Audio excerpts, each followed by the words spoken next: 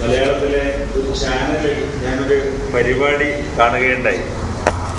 Media one എന്ന ചാനലിലെ സിദ്ധന്മാരെ കുറിച്ചിട്ടുള്ള ഒരു ചർച്ചയാണ് കണ്ടത്. അതിൻ്റെ അവതാരകനെ കൂടാതെ ഒരു ഇസ്ലാമിക പ്രസ്ഥാനത്തെ പ്രതിനിധീകരിക്കുന്ന ഒരു വ്യക്തി, അതേപോലെ ഒരു ജ്യോത്സ്യർ ഒന്നല്ല രണ്ട് പറയണം, ഒരു മുസ്ലിം ജ്യോത്സ്യരും ഒരു അമുസ്ലിം ജ്യോത്സ്യരും, പിന്നെ ഒരു പത്രപ്രവർത്തകൻ, ഇങ്ങനെ 4 പേര് കൂടിയിട്ടുള്ള ഒരു ചർച്ചയായിരുന്നു. കുറെ നേരം ഞാനിരുന്ന് നോക്കി. കൃത്യമായ ഒരു കാഴ്ചപ്പാടോടുകൂടിയാണ് അവതാരകൻ വിഷയത്തെ കൊണ്ടുപോകാൻ ശ്രമിക്കുന്നത്. നമ്മൾ സാധാരണ ചർച്ചകളിൽ കാണാറുള്ളത് പോലെ ഓരോ വ്യക്തികളും ചർച്ചയിലൂടെ കാര്യം മനസ്സിലാക്കാനല്ല ശ്രമിക്കുന്നത്, അവരുടെ നിലപാട് അറിയിക്കാൻ മാത്രമാണ് ചാനൽ ചർച്ചകളിൽ എല്ലാവരും പരമാവധി ശ്രദ്ധിക്കുന്നതെന്ന് എനിക്ക് അതിൽ മനസ്സിലാക്കാൻ കഴിഞ്ഞു. ജ്യോത്സ്യർ പറയുന്നു, ജ്യോത്സ്യം, അതിന്റെ നക്ഷത്രം, അതിന്റെ സ്ഥാനങ്ങൾ, ഗ്രഹങ്ങൾ, അതിന്റെ സ്ഥാനങ്ങൾ, അതിനൊക്കെ മനുഷ്യന്റെ ജീവിതത്തിൽ വല്ലാത്ത സ്വാധീനങ്ങളുണ്ട്. അത് അദ്ദേഹത്തിന്റെ നിലപാട്. അത് പറഞ്ഞ് മനസ്സിലാക്കിക്കാൻ അദ്ദേഹം ശ്രമിച്ചുകൊണ്ടിരിക്കുന്നു. മറ്റൊരാൾ പറയുന്നതും അദ്ദേഹം ശ്രദ്ധിക്കുന്നൊന്നുമില്ല. തിരിച്ച് മുസ്ലിം ജ്യോത്സ്യർക്കും ഇതുപോലൊക്കെ തന്നെയാണ് പറയാനുള്ളത്. കുറെ മുൻകാലത്തുണ്ടായിരുന്ന കുറെ കണക്കുകളും അതിന്റെ കൂട്ടലും കിഴിക്കലും ഒക്കെ മനുഷ്യ ജീവിതത്തെ വല്ലാതെ ബാധിക്കുന്ന വിഷയങ്ങളാണ്. ഇസ്ലാമിക പ്രസ്ഥാനത്തിന്റെ വക്താവ് എന്ന് പറയുന്ന വ്യക്തി, ആ മനുഷ്യൻ ചിന്തിക്കുന്ന ഇസ്ലാമിക പ്രസ്ഥാനത്തിന്റെ വക്താവ് എന്ന് പറയുമ്പം ഒന്ന് മനസ്സിലാക്കണം, ലോകത്തിന്ന് യഥാർത്ഥത്തിൽ പണ്ടാരോ തമാശയ്ക്ക് പറഞ്ഞ പോലെ മുജാഹിദിന് പള്ളിയുണ്ട്, ജമാഅത്തിന് പള്ളിയുണ്ട്, സുന്നിക്ക് പള്ളിയുണ്ട്, അള്ളാഹ്ക്ക് പള്ളിയില്ല എന്ന് പറഞ്ഞ പോലെ യഥാർത്ഥത്തിൽ ദൈവിക പ്രസ്ഥാനം ഇന്ന് ഭൂമിയിൽ ഉണ്ടോ എന്നത് സംശയമാണ്. ഓരോ വ്യക്തികളും അവരവരുടേതായ ചില പാന്താവുകളുമായി ബന്ധപ്പെട്ട സംഘടനകളുടെ വക്താക്കൾ എന്ന് വേണമെങ്കിൽ പറയാം. ഈ വ്യക്തിയും ഒരു ഇസ്ലാമിക സംഘടനയുടെ വക്താവാണ്. ആ സംഘടന മുമ്പോട്ട് വെക്കുന്ന കാഴ്ചപ്പാടിന്റെ വക്താവാണെന്ന് പറയണം. അതാണ് അദ്ദേഹവും അവതരിപ്പിക്കുന്നത്. ഒരു പത്രപ്രവർത്തകനുണ്ട്. ആ പത്രപ്രവർത്തകൻ ദൈവത്തെ തന്നെ നിഷേധിക്കുന്നത്, അതായത് അന്ധവിശ്വാസം എന്ന് പറഞ്ഞാൽ അതിന്റെ പാരമ്യതയാണ് ദൈവവിശ്വാസം എന്ന് വിശ്വസിക്കുന്ന വ്യക്തിയാണ്. അപ്പോ അദ്ദേഹം ദൈവമില്ല എന്ന് വിശ്വസിക്കുന്ന ഒരു വിശ്വാസിയാണ്. അദ്ദേഹത്തിന്റെ കാഴ്ചപ്പാടാണ് പറയുന്നത്, മറ്റൊന്നും അദ്ദേഹം ശ്രദ്ധിക്കുന്നില്ല.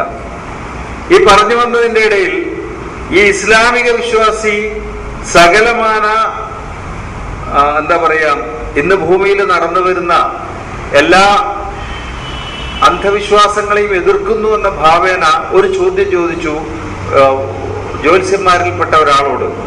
ഇസ്ലാമിന്റെ കാഴ്ചപ്പാടിൽ മന്ത്രങ്ങളോ ഇത്തരം കണക്കുകൂട്ടലുകളോ ശകുനങ്ങളോ ഇല്ല. അങ്ങനെ ഒന്നുണ്ട് എന്ന് ഖുർആനിൽ നിന്ന് തെളിയിച്ചാൽ അതിന് 100 കണക്കിന് ആയത്തുകളുണ്ട് എന്നാണ് മറ്റേ വ്യക്തി പറഞ്ഞത്. ഇദ്ദേഹം പറയാണ് 100 കണക്കിന് വേണ്ട, 1 പറഞ്ഞാൽ മതി എന്ന് പറഞ്ഞു. ഉടനെ അദ്ദേഹം ഓതി, അസ്മാഉൽ ഹുസ്ന എന്ന് പറയുന്നത് എനിക്കുള്ളതാണ്, എന്റേതാണ്. അത് ഉപയോഗിച്ചുകൊണ്ട് നിങ്ങൾ വിളിച്ചോളൂ എന്ന് ദൈവം പറഞ്ഞിട്ടില്ലേ, ഫദ്ഉഹ എന്ന് പറഞ്ഞിട്ടില്ലേ? അപ്പം അത് വിളിക്കാനുള്ള ഒരു ദൈവത്തിന്റെ ആഹ്വാനമല്ലേ? ദൈവത്തെ വിശ്വസിച്ചുകൊണ്ട് ഇതിനെ നിഷേധിക്കാൻ പറ്റുമോ എന്നാണ് ചോദ്യം, ആ മനുഷ്യന്റെ ചോദ്യം. ഈ ഇസ്ലാമിക പ്രസ്ഥാനത്തിന്റെ പുരോഗമന പ്രസ്ഥാനം എന്ന് പറയുന്ന പ്രസ്ഥാനത്തിന്റെ വക്താവായ ആള് എല്ലാ മന്ത്രങ്ങളെയും സിദ്ധന്മാരുടെ എല്ലാ ശൈലിയെയും നിരാകരിച്ചുകൊണ്ട് തന്നെ അദ്ദേഹം പറഞ്ഞ മറുപടി, ഈ പറഞ്ഞത് ദൈവത്തിന്റെ നാമങ്ങളാണ്, ആ നാമങ്ങൾ ഉപയോഗിച്ചുകൊണ്ട് ദൈവത്തെ വിളിക്കാനാണ് ആവശ്യപ്പെടുന്നത് എന്നാണ്.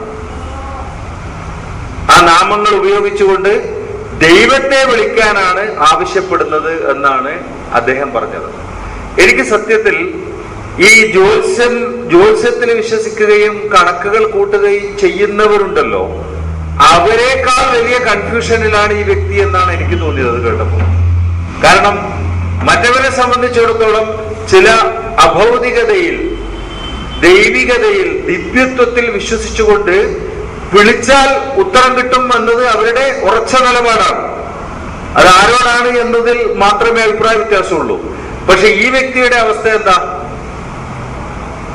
ഈ വിളിക്കുന്നത് ദൈവത്തിന്റെ പേരുകൾ ഉപയോഗിച്ചുകൊണ്ട് വിളിച്ചാൽ എന്തുത്തരമാണ് കിട്ടുക? അത് പറയാൻ ഇയാൾക്ക് കഴിയുന്നില്ല. മറ്റവരെ സംബന്ധിച്ചിടത്തോളം രോഗശാന്തിക്ക് വേണ്ടി വിളിക്കാം, ദാരിദ്ര്യത്തെ നിർമ്മാർജ്ജനം ചെയ്യാൻ വേണ്ടി വിളിക്കാം. പല കാര്യങ്ങൾക്കും വേണ്ടി അവര് ഇൻസ്റ്റന്റ് ആയിട്ടുള്ള റിസൾട്ടുകൾ കിട്ടുമെന്ന അവകാശവാദത്തിലാണ് അവർ നിൽക്കുന്നത്. ഈ വ്യക്തിയെ സംബന്ധിച്ചിടത്തോളം അങ്ങനെ അല്ലാത്തൊരു കൺഫ്യൂഷനിലാണ് വന്നെത്തിയിരിക്കുന്നത്. എനിക്ക് സത്യത്തിൽ സഹതാപം തോന്നിപ്പോയ ഒരു സന്ദർഭമാണ്. കാരണം ഈ വ്യക്തിയുടെ കാഴ്ചപ്പാട് ജനങ്ങളുടെ മുമ്പിൽ അവതരിപ്പിക്കാൻ വേണ്ടി മാത്രമായിരിക്കണം അങ്ങനെ ഒരു ചടങ്ങ് ആ ചാനൽ സംഘടിപ്പിച്ചിരിക്കുക. പക്ഷെ അവസാനം ചെന്നെത്തിയത് ഒന്നും ജനങ്ങളുടെ മുമ്പിൽ സ്ഥാപിക്കാൻ കഴിയാതെ തന്റെ നിലപാട് തനിക്ക് തന്നെ ബോധ്യപ്പെട്ടിട്ടില്ല എന്ന് മാത്രം തെളിയിച്ചുകൊണ്ട് ചാനല് ചർച്ച അവസാനിപ്പിക്കേണ്ട ഒരവസ്ഥ. അപ്പോ അവതാരകൻ പറഞ്ഞു, അപ്പുറത്ത് നിന്ന് പല കാര്യങ്ങളും പറഞ്ഞെടുത്ത് തന്നെ നിൽക്കുന്നുണ്ടെങ്കിലും എനിക്കൊരു നിലപാടുണ്ട്, എന്റെ നിലപാട് ഇതാണെന്നും പറഞ്ഞ് അവതാരകൻ അതങ്ങ് അവസാനിപ്പിച്ചു. വേറെ നിവൃത്തിയില്ല മനുഷ്യൻ. എന്തുകൊണ്ട് ഇങ്ങനെ ഒരു അവസ്ഥയിലേക്ക് ഈ ലോകം എത്തിപ്പെട്ടു എന്നതാണ് നമുക്ക് ചിന്തിക്കേണ്ട വിഷയം. എന്തുകൊണ്ട് എത്തിപ്പെട്ടു? ആ പ്രഹേളികയ്ക്ക് ഉത്തരം കാണാനാണ് നമ്മൾ ഇവിടെ ശ്രമിച്ചുകൊണ്ടിരിക്കുന്നത്. കാരണം ഇതിന്റെയൊക്കെ അടിസ്ഥാനപരമായ കാരണം പ്രാർത്ഥനയിലുള്ള തെറ്റായ വിശ്വാസമാണ്. പ്രാർത്ഥനയിലുള്ള തെറ്റായ വിശ്വാസത്തിൽ നിന്നാണ് ഇവിടേക്ക് എത്തുന്നത്. നമ്മൾ ഈ ചർച്ച തുടങ്ങുമ്പോൾ ആദ്യം പറഞ്ഞു, results are rewarded, no efforts are not. ഒരിക്കലും അധ്വാനത്തിനല്ല പ്രതിഫലം കിട്ടുന്നത്, ഫലത്തിനാണ് പ്രതിഫലം കിട്ടുന്നത് എന്ന് പറഞ്ഞപ്പോ അതിന്റെ കൂടെ കൂട്ടിച്ചേർക്കേണ്ട ഒരു വാചകമുണ്ട്. Actually results are yields from efforts. അധ്വാനങ്ങളിൽ നിന്നാണ് ഫലമുണ്ടാകുന്നത്. ഫലത്തിനാണ് പ്രതിഫലം, അധ്വാനത്തിനല്ല. പക്ഷേ പ്രതിഫലം കിട്ടാനുള്ള ഫലം ഉണ്ടാക്കി തരുന്നത് അധ്വാനമാണ് എന്ന് മനസ്സിലാക്കണം. ഇവിടെ പ്രാർത്ഥന യഥാർത്ഥത്തിൽ തള്ളിക്കളയുന്നത് ഈ അധ്വാനത്തെയാണ്. പ്രാർത്ഥന തള്ളിക്കളയുന്നത് അധ്വാനത്തെയാണ്. പ്രവർത്തനത്തിന് ഫലം നൽകുന്ന ഒരു ലക്ഷ്യബോധമാണ് യഥാർത്ഥത്തിൽ പ്രാർത്ഥന എന്ന് നമ്മൾ 1-2 ആഴ്ചകൾ കൊണ്ട് നമുക്ക് ചർച്ചകളിലൂടെ ഖുർആനിലൂടെ സഞ്ചരിക്കുമ്പോൾ നമുക്ക് മനസ്സിലാക്കാൻ കഴിഞ്ഞു.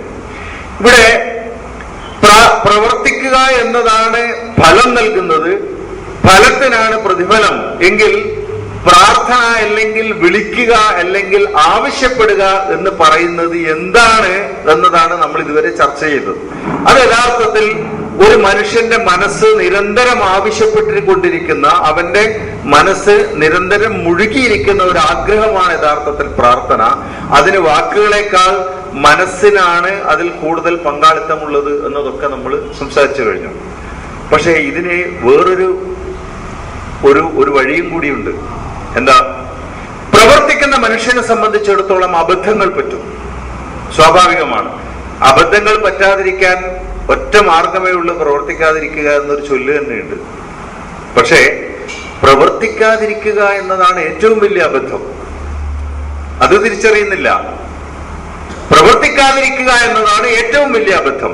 പ്രവർത്തനങ്ങളിൽ അത്യാവശ്യം അബദ്ധങ്ങളൊക്കെ പറ്റിയാലും നമുക്ക് ഒരു പിൻവാങ്ങലിനും ഒരു തിരിച്ചുപോകലിനും അവസരമുണ്ട്. പ്രവർത്തിക്കാതിരുന്നവൻ എപ്പോഴും അവിടെ തന്നെ ഉണ്ടാവുള്ളൂ. If you do not ask, the answer always is no എന്നൊരു ചൊല്ലുണ്ട് ഇംഗ്ലീഷിൽ. ആ ആവശ്യപ്പെടലാണ് യഥാർത്ഥത്തിൽ മനസ്സിന്റെ ലക്ഷ്യബോധവും അതിനെ തുടർന്നുള്ള പ്രവർത്തനവും. ആ ചോദിക്കൽ, അതാണ് പ്രാർത്ഥന എന്ന രീതിയിൽ ട്രാൻസ്ലേറ്റ് ചെയ്യപ്പെട്ടതും പിന്നീട് ജനങ്ങൾ തെറ്റിദ്ധരിച്ചിട്ട് അതിന്റെ പുറകെ മാത്രം പ്രവർത്തനത്തെ ഉപേക്ഷിച്ച് നടക്കാൻ കാരണമായതും എന്ന് ഞാൻ വിശ്വസിക്കുന്നു. ഇവിടെ ഈ അബദ്ധങ്ങൾ സംഭവിക്കുമ്പം ഉണ്ടാകുന്ന പ്രാർത്ഥന തന്നെ അബദ്ധങ്ങളെ മറ്റൊരു വഴിക്കേക്ക് കൊണ്ടുപോകുന്ന ചില കാഴ്ചകൾ നമുക്ക് സമൂഹത്തിൽ കാണാൻ പറ്റും. ഒരു സ്റ്റേജില് ഒരു നാടകം നടക്കുകയായിരുന്നു. രാമായണമാണ് കഥാവിഷയം. അപ്പോ ഹനുമാൻ ലങ്കയിലേക്ക് പോയി തിരിച്ചു വന്ന് സ്റ്റേജിൽ ഇറങ്ങുന്ന രംഗമാണ് അഭിനയിക്കേണ്ടത്. ഈ ഹനുമാനായി വേഷം കെട്ടിയ വ്യക്തി സ്റ്റേജിന്റെ ഒരു മൂലയില് അല്പം ഉയരത്തിൽ വെച്ചിരിക്കുന്ന ഒരു സ്റ്റൂളിന്റെ മേലെ നിന്ന് താഴത്തേക്ക് ചാടും. അപ്പൊ പുറത്ത് ഒരു റോപ്പ് കെട്ടിയിട്ടുണ്ട്. ഈ റോപ്പ് അപ്പുറത്ത് ഒരാള് ഒരു പുള്ളി ഒരു കപ്പിയിലിട്ടിട്ട് കയറിലിങ്ങനെ പിടിച്ചിരിക്കുക. അപ്പൊ ചാടുമ്പോ പതുക്കെ പറക്കുന്നത് പോലെ വന്നിറങ്ങണം. ഇതാണ് രംഗം. ആ സന്ദർഭം എത്തിയപ്പോ ദൗർഭാഗ്യവശാൽ ഈ കയറ് പിടിച്ച ആളുടെ കയ്യിൽ നിന്ന് കയറ് വീണുപോയി. ഇയാള് മൂക്കും കുത്തി നിലത്ത് വീണു. കർട്ടൻ തുറന്നപ്പോ ആദ്യം കാണുന്ന രംഗം ഇതാണ്. ഈ രംഗം ഇതാണ്. അപ്പൊ ഇത് കഴിഞ്ഞ ഉടനെ ആദ്യത്തെ സംഭാഷണം ഇപ്പുറത്തുനിന്ന് ശ്രീരാമൻ ചോദിക്കുകയാണ്, വായുപുത്ര ഹനുമാനെ, സീതാദേവിയെ താങ്കൾ കണ്ടുമുട്ടിയോ? ഇതാണ് ചോദ്യം. അത് ഹനുമാൻ ചോദിച്ചപ്പോ ഈ വേദന കൊണ്ട് മൂക്കും തടയും കൊണ്ട് ഹനുമാൻ എണിച്ചിട്ട് പറയാണ്, ഞാൻ ഒരു ദേവിയെയും കണ്ടില്ല. പക്ഷെ തിരിച്ചു പോകുമ്പം ആ കയറ് പിടിച്ചവനെ കാണാതിരിക്കുന്ന പ്രശ്നമില്ല. ഞാൻ ഓനെ വെറുതെ വിടുന്ന പ്രശ്നമില്ല. ഈ ഹനുമാനായി അഭിനയിച്ച ആൾ അഭിനയിക്കാൻ പോവാതിരുന്നാൽ, ചാടാൻ തയ്യാറാതിരുന്നാൽ അയാൾക്ക് അബദ്ധം പറ്റില്ല. അയാൾ വീഴാൻ പോകുന്നില്ല. പക്ഷെ വീണ് കഴിഞ്ഞാൽ അവിടെ കിടക്കുകയല്ല അയാൾ ചെയ്യേണ്ടത്. വീണ്ടും എഴുന്നേൽക്കുന്നിടത്താണ് വിജയം കിടക്കുന്നത്. ആ മനുഷ്യൻ എഴുന്നേറ്റു, അതിന് കാരണക്കാരനായവനെ ഞാൻ ചോദ്യം ചെയ്യും എന്നൊക്കെ പറഞ്ഞു. ഇതൊക്കെ നമ്മുടെ ജീവിതത്തിൽ ധാരാളമായി നമുക്കുണ്ടാകുന്ന അനുഭവങ്ങളാണ്. വീഴ്ചകൾ പറ്റാതിരിക്കാൻ മനുഷ്യൻ അമർത്യനായി മാറണം, മനുഷ്യനല്ലാതായി മാറണം. എന്നാൽ മാത്രമേ വീഴ്ചകൾ പറ്റാതിരിക്കൂ. വീഴ്ചകൾ പറ്റിയതിന്റെ പേരിൽ ഒരാളെ നമുക്ക് കുറ്റപ്പെടുത്താനും കഴിയില്ല. വീഴ്ചകൾ ഉണ്ടാവണം. എത്ര മഹാനായാലും അവർക്കൊക്കെ വീഴ്ചകൾ പറ്റിയിട്ടുണ്ട്. മഹാന്മാരുടെ ചരിത്രം മുഴുവൻ എടുത്തു നോക്കിയാൽ നമ്മുടെ എഡിസനെ സംബന്ധിച്ച് പ്രശസ്തമായ ഒരു അനുഭവമുണ്ട്. അദ്ദേഹം എവിടെയോ വെച്ച് ഒരു ഇരുമ്പിൽ ഇലക്ട്രിസിറ്റി പാസ് ചെയ്യുന്നപ്പോ ഇത് ചുട്ടുപഴുത്തത് കണ്ടിട്ടാണ് ആദ്യമായി ഇതിൽ നിന്ന് വെളിച്ചം ഉണ്ടാക്കാം എന്നൊരു ചിന്തയിലേക്ക് എത്തിയത്. ആ മനുഷ്യൻ ആദ്യമായിട്ട് ഒരു ഇരുമ്പ് കഷ്ണത്തിലേക്ക് ഇലക്ട്രിസിറ്റി പാസ് ചെയ്തപ്പോ ഇതിങ്ങനെ ചുട്ടുപഴുത്തത് കണ്ടിട്ട്, അങ്ങനെ അദ്ദേഹം ഈ ചുട്ടുപഴുക്കുക എന്നതിൽ നിന്ന് വെളിച്ചം ഉണ്ടാകുന്നുണ്ട്, വളരെ ചുരുങ്ങിയ തോതിലാണെങ്കിലും. ആ വെളിച്ചത്തിന്റെ തോത് വർദ്ധിപ്പിച്ചാൽ ലോകത്തിന് വെളിച്ചം നൽകാൻ കഴിയുമെന്ന ചിന്തയിൽ നിന്ന് ഈ ലോഹത്തിനെ അയാൾ മാറ്റി മാറ്റി പരീക്ഷിച്ചു. അദ്ദേഹത്തിന്റെ നാട്ടിൽ കിട്ടാവുന്ന എല്ലാ ലോഹങ്ങളും ഉപയോഗിച്ച് പരിശോധിച്ചു. കിട്ടിയില്ല, ഫലം കിട്ടിയില്ല. പിന്നീട് അദ്ദേഹത്തിന്റെ സംസ്ഥാനത്ത് കിട്ടാവുന്നത് മുഴുവൻ സംഘടിപ്പിച്ചു നോക്കി, കിട്ടിയില്ല.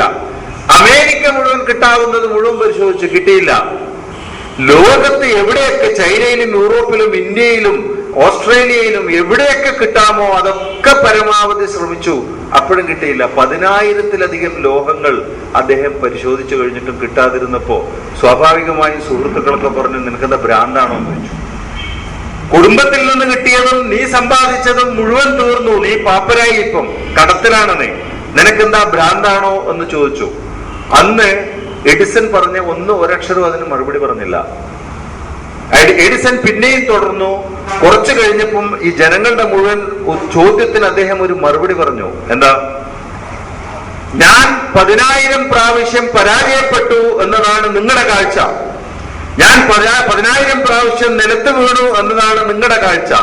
പക്ഷെ എന്റെ കാഴ്ച ഞാൻ 10,000 കണ്ടുപിടുത്തങ്ങൾ നടത്തി എന്നതാണ്. കാരണം ഈ 10,000 ലോഹങ്ങൾ ബൾബുണ്ടാക്കാൻ പറ്റില്ല എന്ന കണ്ടുപിടുത്തം ഞാൻ നടത്തി.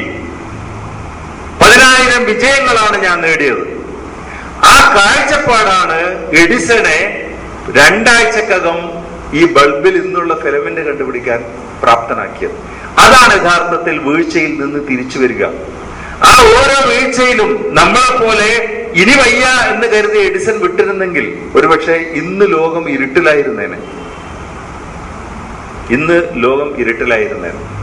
ആ വീഴ്ചയിൽ നിന്ന് തിരിച്ചു വരുന്നതിനെ സംബന്ധിച്ച് ഖുർആനിന് ഒരു കാഴ്ചപ്പാടുണ്ട്. അതിനെയും നമ്മൾ വല്ലാതെ തെറ്റിദ്ധരിച്ചിരിക്കുക. എന്താ? റബ്ബനാ ഫഗ്ഫിർ ലനാ ദുനൂബനാ വകഫിർ അന്നാ സയ്യിആതിനാ എന്നും പറഞ്ഞിട്ട് മഗ്ഫിറത്തിന്റെ ഒരു ഭാഗം തന്നെയുണ്ട്. മഗ്ഫിറത്ത്, തൗബ എന്നൊക്കെ പറഞ്ഞിട്ട്.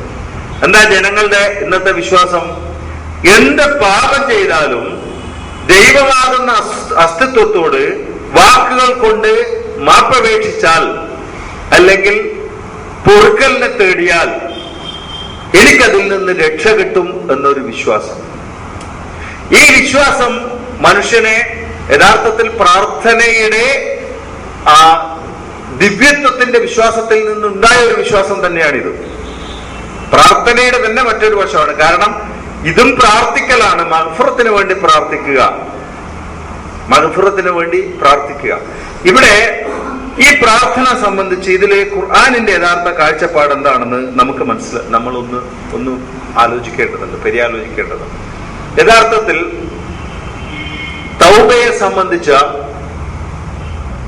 കാഴ്ചപ്പാട് തന്നെ ഖുർആൻ തിരുത്തുകയാണ്. യഥാർത്ഥത്തിൽ നമ്മൾ ഇന്ന് മനസ്സിലാക്കുന്നത് തൗബ ചെയ്യേണ്ടത് മനുഷ്യനാണ്.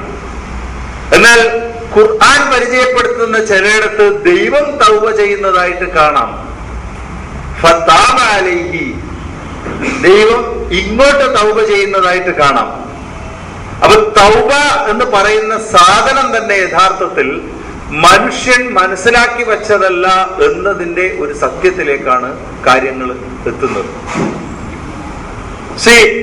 ഖുർആനിൽ നിന്ന് മനസ്സിലാക്കിയ പ്രാർത്ഥനകളുടെ അടിസ്ഥാനത്തിൽ മഗ്ഫിറത്തിനെ ചോദിക്കുന്നവൻ യഥാർത്ഥത്തിൽ മനസ്സുകൊണ്ട് ആവശ്യപ്പെടുന്നത് എന്താണ് എന്ന ഒരു ചിന്തയിലേക്ക് നമ്മൾ ആദ്യം എത്തണം. എന്താ മനുഷ്യൻ ആവശ്യപ്പെടുന്നത്? താൻ തെറ്റ് ചെയ്തു, ഒരു അബദ്ധം ചെയ്തു. ആ മനുഷ്യൻ വിശ്വസിക്കുന്നു, ഒരു ഇസ്ലാമിക വിശ്വാസി, ശരാശരി ഇസ്ലാമിക വിശ്വാസി ഇന്ന് വിശ്വസിക്കുന്നു അതിനൊരു ശിക്ഷയുണ്ട്. ഈ മനുഷ്യൻ പാപമോചനം എന്ന തോതിൽ ദൈവത്തോട് ആവശ്യപ്പെടുന്നത് എന്താണ്? ആലോചിച്ചു നോക്കണം. എന്താ ആവശ്യപ്പെടുന്നത്? സത്യത്തിൽ ആ പാപത്തിന്റെ ശിക്ഷയിൽ നിന്ന് തന്നെ ഒഴിവാക്കി തരണേ എന്നാണ് മനസ്സുകൊണ്ട് ചോദിക്കുന്നത്. എന്നാൽ യഥാർത്ഥ പാപമോചനം, ഞാൻ വിശ്വസിക്കുന്നു, യഥാർത്ഥ പാപമോചനം പാപത്തിന്റെ ശിക്ഷയിൽ നിന്നുള്ള മോചനമല്ല, പാപത്തിൽ നിന്നും പാപചിന്തയിൽ നിന്നുമുള്ള മോചനമാണ് യഥാർത്ഥ പാപമോചനം. ഖുർആൻ വിഭാവനം ചെയ്യുന്ന പാപമോചനം പാപത്തിന്റെ ശിക്ഷയിൽ നിന്നുള്ള മോചനമല്ല, മറിച്ച് പാപത്തിൽ നിന്നും പാപചിന്തയിൽ നിന്നുമുള്ള മോചനം. എന്താ ഇത് രണ്ടും തമ്മിലുള്ള പ്രധാന വ്യത്യാസം? ഒന്ന്, പാപമായി അവിടെ നിലകൊള്ളും. അദ്ദേഹത്തിന്റെ പാപത്തിന്റെ ശിക്ഷയിൽ നിന്ന് ഒഴിവായി കിട്ടിയാൽ അദ്ദേഹം ഇപ്പം ന്യൂട്രലായി, നെഗറ്റീവിൽ നിന്ന് ന്യൂട്രലായി. ഇനി വേണമെങ്കിൽ ഒരു നെഗറ്റീവും കൂടെ ചെയ്യാം എന്ന ഒരു സ്വതന്ത്ര ചിന്തയിലേക്ക്, ഒരു സ്വാതന്ത്ര്യ ബോധത്തിലേക്കാണ്, പാപസംബന്ധിയായ ഒരു സ്വാതന്ത്ര്യ ബോധത്തിലേക്കാണ് ആ മനുഷ്യൻ യഥാർത്ഥത്തിൽ ഇന്നത്തെ പാപമോചനത്തിലൂടെ എത്തിച്ചേരുന്നത്. എന്നാൽ യഥാർത്ഥത്തിൽ ദൈവം ആവശ്യപ്പെടുന്ന താബ, തിരിച്ചു നടക്കുക, മടങ്ങിച്ചെല്ലുക എന്ന പാപമോചനം, ആ പാപമോചനം യഥാർത്ഥത്തിൽ മനുഷ്യനെ കൊണ്ടെത്തിക്കുന്നത് പാപം ചെയ്യാതിരിക്കുന്ന ഒരവസ്ഥയിലേക്കാണ്. യഥാർത്ഥത്തിൽ ആ മനുഷ്യനെ ശിക്ഷയിൽ നിന്ന് മോചിപ്പിക്കുന്നതും ആ അവസ്ഥയാണെന്നാണ് എന്റെ വിശ്വാസം. കാരണം ഓരോ ശിക്ഷയും, ഓരോ ഫലവും, ഓരോ പ്രതിഫലവും അദ്ദേഹത്തിന്റെ അധ്വാനത്തിന്റെയും അധ്വാനഫലമായിട്ടുണ്ടായ ഫലത്തിന്റെയും പ്രതിഫലമാണെങ്കിൽ ഈ മനുഷ്യൻ ഇനി പാപം ചെയ്യില്ലെങ്കിൽ ആ പാപഫലമായി ഉണ്ടാകാൻ പോകുന്ന ശിക്ഷ അല്ലെങ്കിൽ ദുരിതാവസ്ഥ പിന്നെ ഉണ്ടാവില്ല. സ്വാഭാവികമായും ആ തിരിച്ചു നടത്തമാണ് അദ്ദേഹത്തെ ആ പാപഫലമായി ഉണ്ടാകുന്ന ദുരിതത്തിൽ നിന്ന് മോചിപ്പിക്കുന്നത്. ഇവിടെ ദൈവം ആഹ്വാനം ചെയ്യുന്നത് മനുഷ്യനെ പാപചിന്തയിൽ നിന്ന് മോചനം നേടാനാണ്, പാപത്തിൽ നിന്ന് മോചനം നേടാനല്ല. മനസ്സിലാക്കണം. ഞാൻ പറയുന്നത്ര ആഴത്തിലേക്ക് നിങ്ങൾ പോകുന്നുണ്ടോ എന്ന് ഇല്ലെങ്കിൽ അതിന് ബോധപൂർവം ഒന്ന് ശ്രമിക്കണം. കാരണം ഞാൻ ചെയ്തു പോയ ഒരു തെറ്റിനെ, ആ തെറ്റിന്റെ എഫക്റ്റിൽ നിന്ന് മോചിതനാവാൻ ഒരു വാക്ക് കൊണ്ട് എനിക്ക് കഴിയുമെന്ന വിശ്വാസം യഥാർത്ഥത്തിൽ വീണ്ടും തെറ്റ് ചെയ്യാനാണ് പ്രേരിപ്പിക്കുക. കാരണം ഒരു വാക്കുകൊണ്ട്, ഒരു യാചന കൊണ്ട് എന്റെ തെറ്റിൽ നിന്ന്, അതിന്റെ പ്രതിഫലനത്തിൽ നിന്ന്, അതിന്റെ പരിസമാപ്തിയിൽ നിന്ന്, അത് കാരണമായി ഈ സമൂഹത്തിൽ ഉണ്ടാകുന്ന എല്ലാ ദോഷങ്ങളിൽ നിന്നും മോചനം കിട്ടും, അതുണ്ടാവില്ല എന്ന് വിശ്വസിച്ചു കഴിഞ്ഞാൽ എനിക്കൊരു ദോഷവും വരാനില്ല. എന്ത് ചെയ്താൽ മതി? പാപം ചെയ്തിട്ട് ഇത് ഈ മനുഷ്യനെ പാപത്തിലേക്കാണ് പ്രേരിപ്പിക്കുന്നത്. കള്ളുകുടി ഹറാമാണ് എന്ന് വിശ്വസിച്ചുകൊണ്ട് തന്നെ ആ ഹറാം ചെയ്യാൻ പ്രേരിപ്പിക്കുകയാണ് യഥാർത്ഥത്തിൽ. പാപത്തിന്റെ പരിണത ഫലത്തിൽ നിന്ന് ഒരു പ്രാർത്ഥന കൊണ്ട്, ഒരു യാചന കൊണ്ട് മോചനം കിട്ടുമെന്ന വിശ്വാസം. അപ്പൊ പറയും ഖുർആനിൽ പറഞ്ഞിട്ടുണ്ടല്ലോ, ഫതലഖ ആദമു മിർ റബ്ബിഹി കലിമാത്തിൻ ഫതാബ അലൈഹി. ഇതാണ് ആദ്യം എടുത്ത് പറയുന്നത്. എന്താ? ഒരു സന്ദർഭം, ഒരു വലിയ കഥയൊക്കെ ഉണ്ട് അതിന്. ആദം ആദ്യം സ്വർഗത്തിലുണ്ടായിരുന്നു, ഹവ്വയും ഉണ്ടായിരുന്നു. അവര് പിശാചിന്റെ പ്രേരണയാൽ വിലക്കപ്പെട്ട കനി തിന്നു. ആ കനി ആപ്പിളാണോ വേറെന്തുവാണോ എന്നുള്ളതാണ് പ്രധാന ചർച്ച. ഇപ്പൊ ആപ്പിളാണോ വേറെന്തെങ്കിലും ഏത് പഴമാണെന്നതിലാണ് ചർച്ച. യഥാർത്ഥത്തിൽ സെയിൽസ്മാൻഷിപ്പിന്റെ ഒരു തന്ത്രമാണത്. അത് മനസ്സിലാക്കണം. സാധാരണ നമുക്ക് മനസ്സിലാകാതെ പോയൊരു തന്ത്രമാണ്. ഒരു നല്ല സെയിൽസ്മാൻ ഒരു കസ്റ്റമറെ, ഒരു ക്ലയന്റിനെ അടുത്ത് കിട്ടിയാൽ അദ്ദേഹത്തിന്റെ പ്രൊഡക്റ്റ് വേണോ വേണ്ടയോ എന്ന് ചിന്തിക്കാൻ അവസരം കൊടുക്കില്ല. പകരം എന്താ അവസരം കൊടുക്കുക? എന്റെ പ്രൊഡക്റ്റിൽ ഏത് നിറത്തിലുള്ളതാണ് താങ്കൾക്ക് വേണ്ടത് എന്ന് ചിന്തിക്കാനേ അവസരം കൊടുക്കൂ. അതൊരു തന്ത്രമാണ്, സെയിൽസ്മാൻഷിപ്പിന്റെ നല്ല തന്ത്രമാണത്. ഒരു കടയിൽ നമ്മൾ ചേർന്ന് ഇപ്പൊ സ്ത്രീകൾ ടെക്സ്റ്റൈൽ ഷോപ്പിൽ കയറിയാൽ നല്ലൊരു സെയിൽസ്മാൻ പറയുക എന്താണെന്നറിയോ? സാരി എടുത്തു കൊടുത്ത് പറയാ, താങ്കളുടെ ഈ സാരി നന്നായിരിക്കുന്നു. താങ്കളുടെ എന്നാ പറയാ. വർത്തമാന വാക്കുകൾ കൊണ്ട് അത് അവരുടേതാക്കി മാറ്റും. എന്നിട്ട് പറയും, ഇതിൽ പിങ്കും യെല്ലോവും നിങ്ങൾക്ക് നന്നായി ചേരുന്നുണ്ട്, ഏത് കളറാണ് എടുക്കേണ്ടത്, എടുക്കണോ വേണ്ടയോ എന്ന് തീരുമാനമായ പോലെയാണ് സംസാരിക്കുക. ഇവിടെയും അതുപോലെ പഴം തിന്നു എന്നതിന് സംശയമില്ല. ഏത് പഴം, ഇതെന്തിനാണെന്നറിയോ? യഥാർത്ഥത്തിൽ അത് പഴമാണോ മറ്റു വല്ലതുമാണോ എന്ന ചർച്ച തന്നെ ഇല്ലാതാക്കാനുള്ള തന്ത്രമാണ്. അങ്ങനത്തെ ഒരു ചർച്ച ഇവിടെ നടക്കരുത്. പകരം ആപ്പിളാണോ ഉറുമാമ്പഴമാണോ, കടിച്ചു തിന്നാൻ പറ്റുന്നതാണോ ഉരിഞ്ഞു തിന്നാൻ പറ്റുന്നതാണോ, ചർച്ച മുഴുവൻ ആ വഴിക്കാ പോകുന്നത്. പിന്നെയോ, പിശാചി എഴയുന്ന ജീവിയാണോ നടക്കുന്ന ജീവിയാണോ, കാണാൻ പറ്റുന്ന ജീവിയാണോ കാണാൻ പറ്റാത്ത ജീവിയാണോ? പിന്നെ ഞാൻ ഇന്റർനെറ്റിൽ എല്ലാവരും കണ്ടിട്ടുണ്ടാവും, ലൈലത്തുൽ ഖദറിന്റെ ദിവസം കഅബയുടെ മേലെ മലക്ക് വന്നിട്ട് ഇറങ്ങിയതിന്റെ വീഡിയോ ഇടുന്നവരെങ്കിലും ഉണ്ടല്ലേ?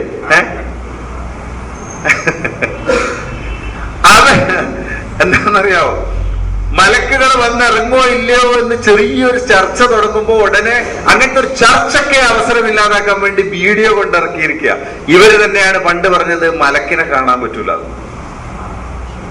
ഇപ്പൊ എന്താ? ഇപ്പൊ അത് ലംഘിച്ചാലും ശരി, മലക്ക് ഇറങ്ങുമോ ഇല്ലയോ എന്നുള്ളതിൽ ചർച്ച ഉണ്ടാവരുത്. ചർച്ച കാണാൻ പറ്റുമോ ഇല്ലയോ എന്നതിലേക്ക് മാറിപ്പോട്ടെ, എന്നാലും സാരമില്ല. മലക്ക് ഇറങ്ങും എന്നതിലൊരു സംശയവും വരരുത്. അപ്പോ ഇങ്ങനെ വവ്വാല് പോലത്തെ ഒരു മലക്ക് വന്നിട്ട് ഇറങ്ങാണ് ഇതിന്റെ മേലെ, കഅബയുടെ മേലെ. അതിന്റെ ചിറക് പിരിച്ചിട്ട് ഇങ്ങനെ ഇരിക്കുക. കുറച്ച് കഴിയുമ്പോൾ തിരിച്ചുപോയി. എന്തിനാ വന്നതെന്ന് ആർക്കും അറിയില്ല.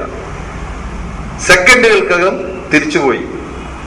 ഇന്നത്തെ ഡിജിറ്റൽ യുഗത്തിൽ ഇതൊക്കെ എത്ര ഈസി ആയിട്ട് ഉണ്ടാക്കാൻ കഴിയാമെന്ന് അറിയുന്ന ജനങ്ങളുടെ മുമ്പിലാണ് ഇത് വെച്ചു കൊടുക്കുന്നതെന്ന് ആലോചിച്ചു നോക്കണം.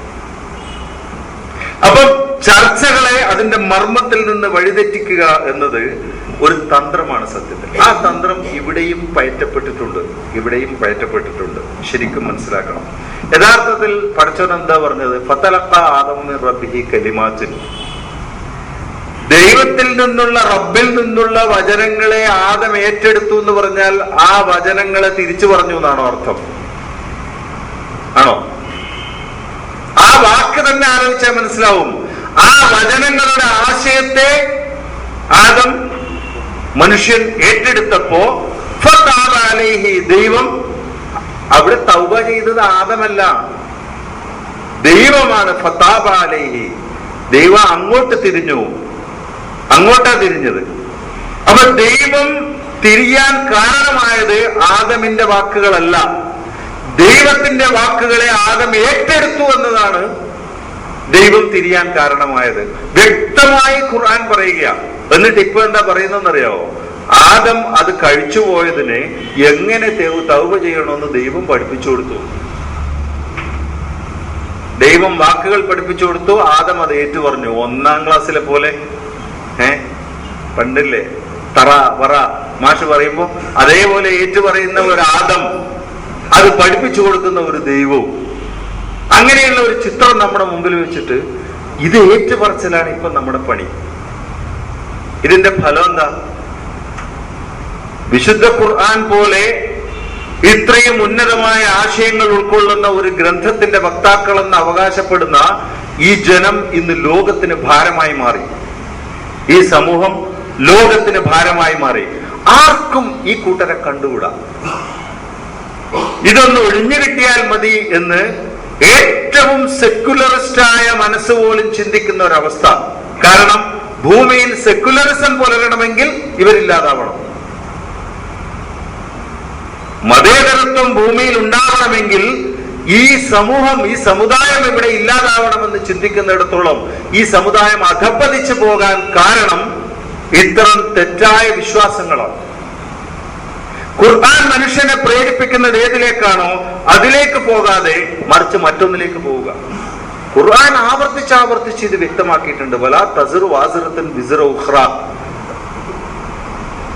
മറ്റൊരാൾ ചെയ്ത മറ്റൊരാളുടെ ഒരു ഭാരവും ഒരാളും പേറേണ്ടി വരില്ല. ആരാണോ ഈ ഭൂമിയിൽ പ്രവർത്തിച്ചവൻ അവനാണ് ആ പ്രവർത്തനത്തിന്റെ ഫലവും ഫലത്തിന്റെ പ്രതിഫലവും കിട്ടുക എന്ന് തന്നെയാണ് ഇതിന്റെ അർത്ഥം. മറ്റൊരാളുടെ ഇത് സ്വന്തമാക്കി കളയാം എന്ന വിശ്വാസവും വേണ്ട. ഇന്ന് പ്രാർത്ഥന ആവഴിക്കും പോകാറുണ്ടല്ലോ. മരിച്ചയാളെ പേരിൽ ഹജ്ജ് ചെയ്യുക, അല്ലെങ്കിൽ മരിച്ചയാളെ പേരിൽ എന്തെങ്കിലുമൊക്കെ ഓതിയിട്ട് പ്രാർത്ഥിക്കുക. മരിച്ചയാൾക്ക് കിട്ടും എന്ന വിശ്വാസം. അതിനുമപ്പുറത്തേക്ക് ജീവിച്ചിരിക്കുന്ന പുണ്യവാളന്മാരെ സമീപിച്ചുകൊണ്ട് അവരെ കൊണ്ട് പ്രാർത്ഥിപ്പിക്കുന്ന ഒരു ശൈലി ഉണ്ടല്ലോ നമുക്കിപ്പോ, അല്ലേ, നമ്മുടെ സമൂഹത്തിൽ. ഇതൊക്കെ വന്നത് യഥാർത്ഥത്തിൽ എന്താണ് ദൈവം മനുഷ്യന് പഠിപ്പിച്ചു കൊടുക്കുന്ന അർത്ഥന. പ്രാർത്ഥന എന്ന വാക്ക് ഞാൻ നേരത്തെ പറഞ്ഞു വളരെ ശരിയായ വാക്കാണ്. പക്ഷെ എത്ര ശരിയായ വാക്കായാലും പറഞ്ഞുകൊണ്ടിരിക്കുമ്പോൾ ചിലപ്പോൾ പഴയ അർത്ഥത്തിലേക്ക് തന്നെ പോയി പോകും. അതുകൊണ്ട് അർത്ഥന ആണ് ദൈവം പഠിപ്പിച്ചത്. ഇന്ന് മലയാളി മനസ്സിലാക്കിയ പ്രാർത്ഥനയല്ല ദൈവം പഠിപ്പിച്ചത്. മനസ്സിന്റെ ഒരു അർത്ഥനയാണ് ദൈവം പഠിപ്പിച്ചത്. മനസ്സിന്റെ ഒരു ലക്ഷ്യബോധം, അടങ്ങാത്ത ഒടുങ്ങാത്ത ഒരു ആഗ്രഹം, അതാണ് ദൈവം പഠിപ്പിച്ചത്. അതിന് വചനങ്ങളുടെ ആവശ്യമില്ല, അതിന് ചിന്തകളാണ് ആവശ്യം. ബോധപൂർവമായ ചിന്തകൾ. ബോധപൂർവമായ ചിന്തകൾ പിന്നീട് അബോധ മനസ്സിലേക്ക് പ്രസരിക്കണം. അങ്ങനെ അവൻ ഊണിലും ഉറക്കിലും ആ ഒരു ലക്ഷ്യത്തെക്കുറിച്ച് ചിന്തിക്കുന്ന ഒരവസ്ഥ ഉണ്ടാവണം. റബ്ബനാ ആതിനാ ഫിദ് ദുനിയാ ഹസനതൻ വഫിൽ ആഖിറതി ഹസനതൻ.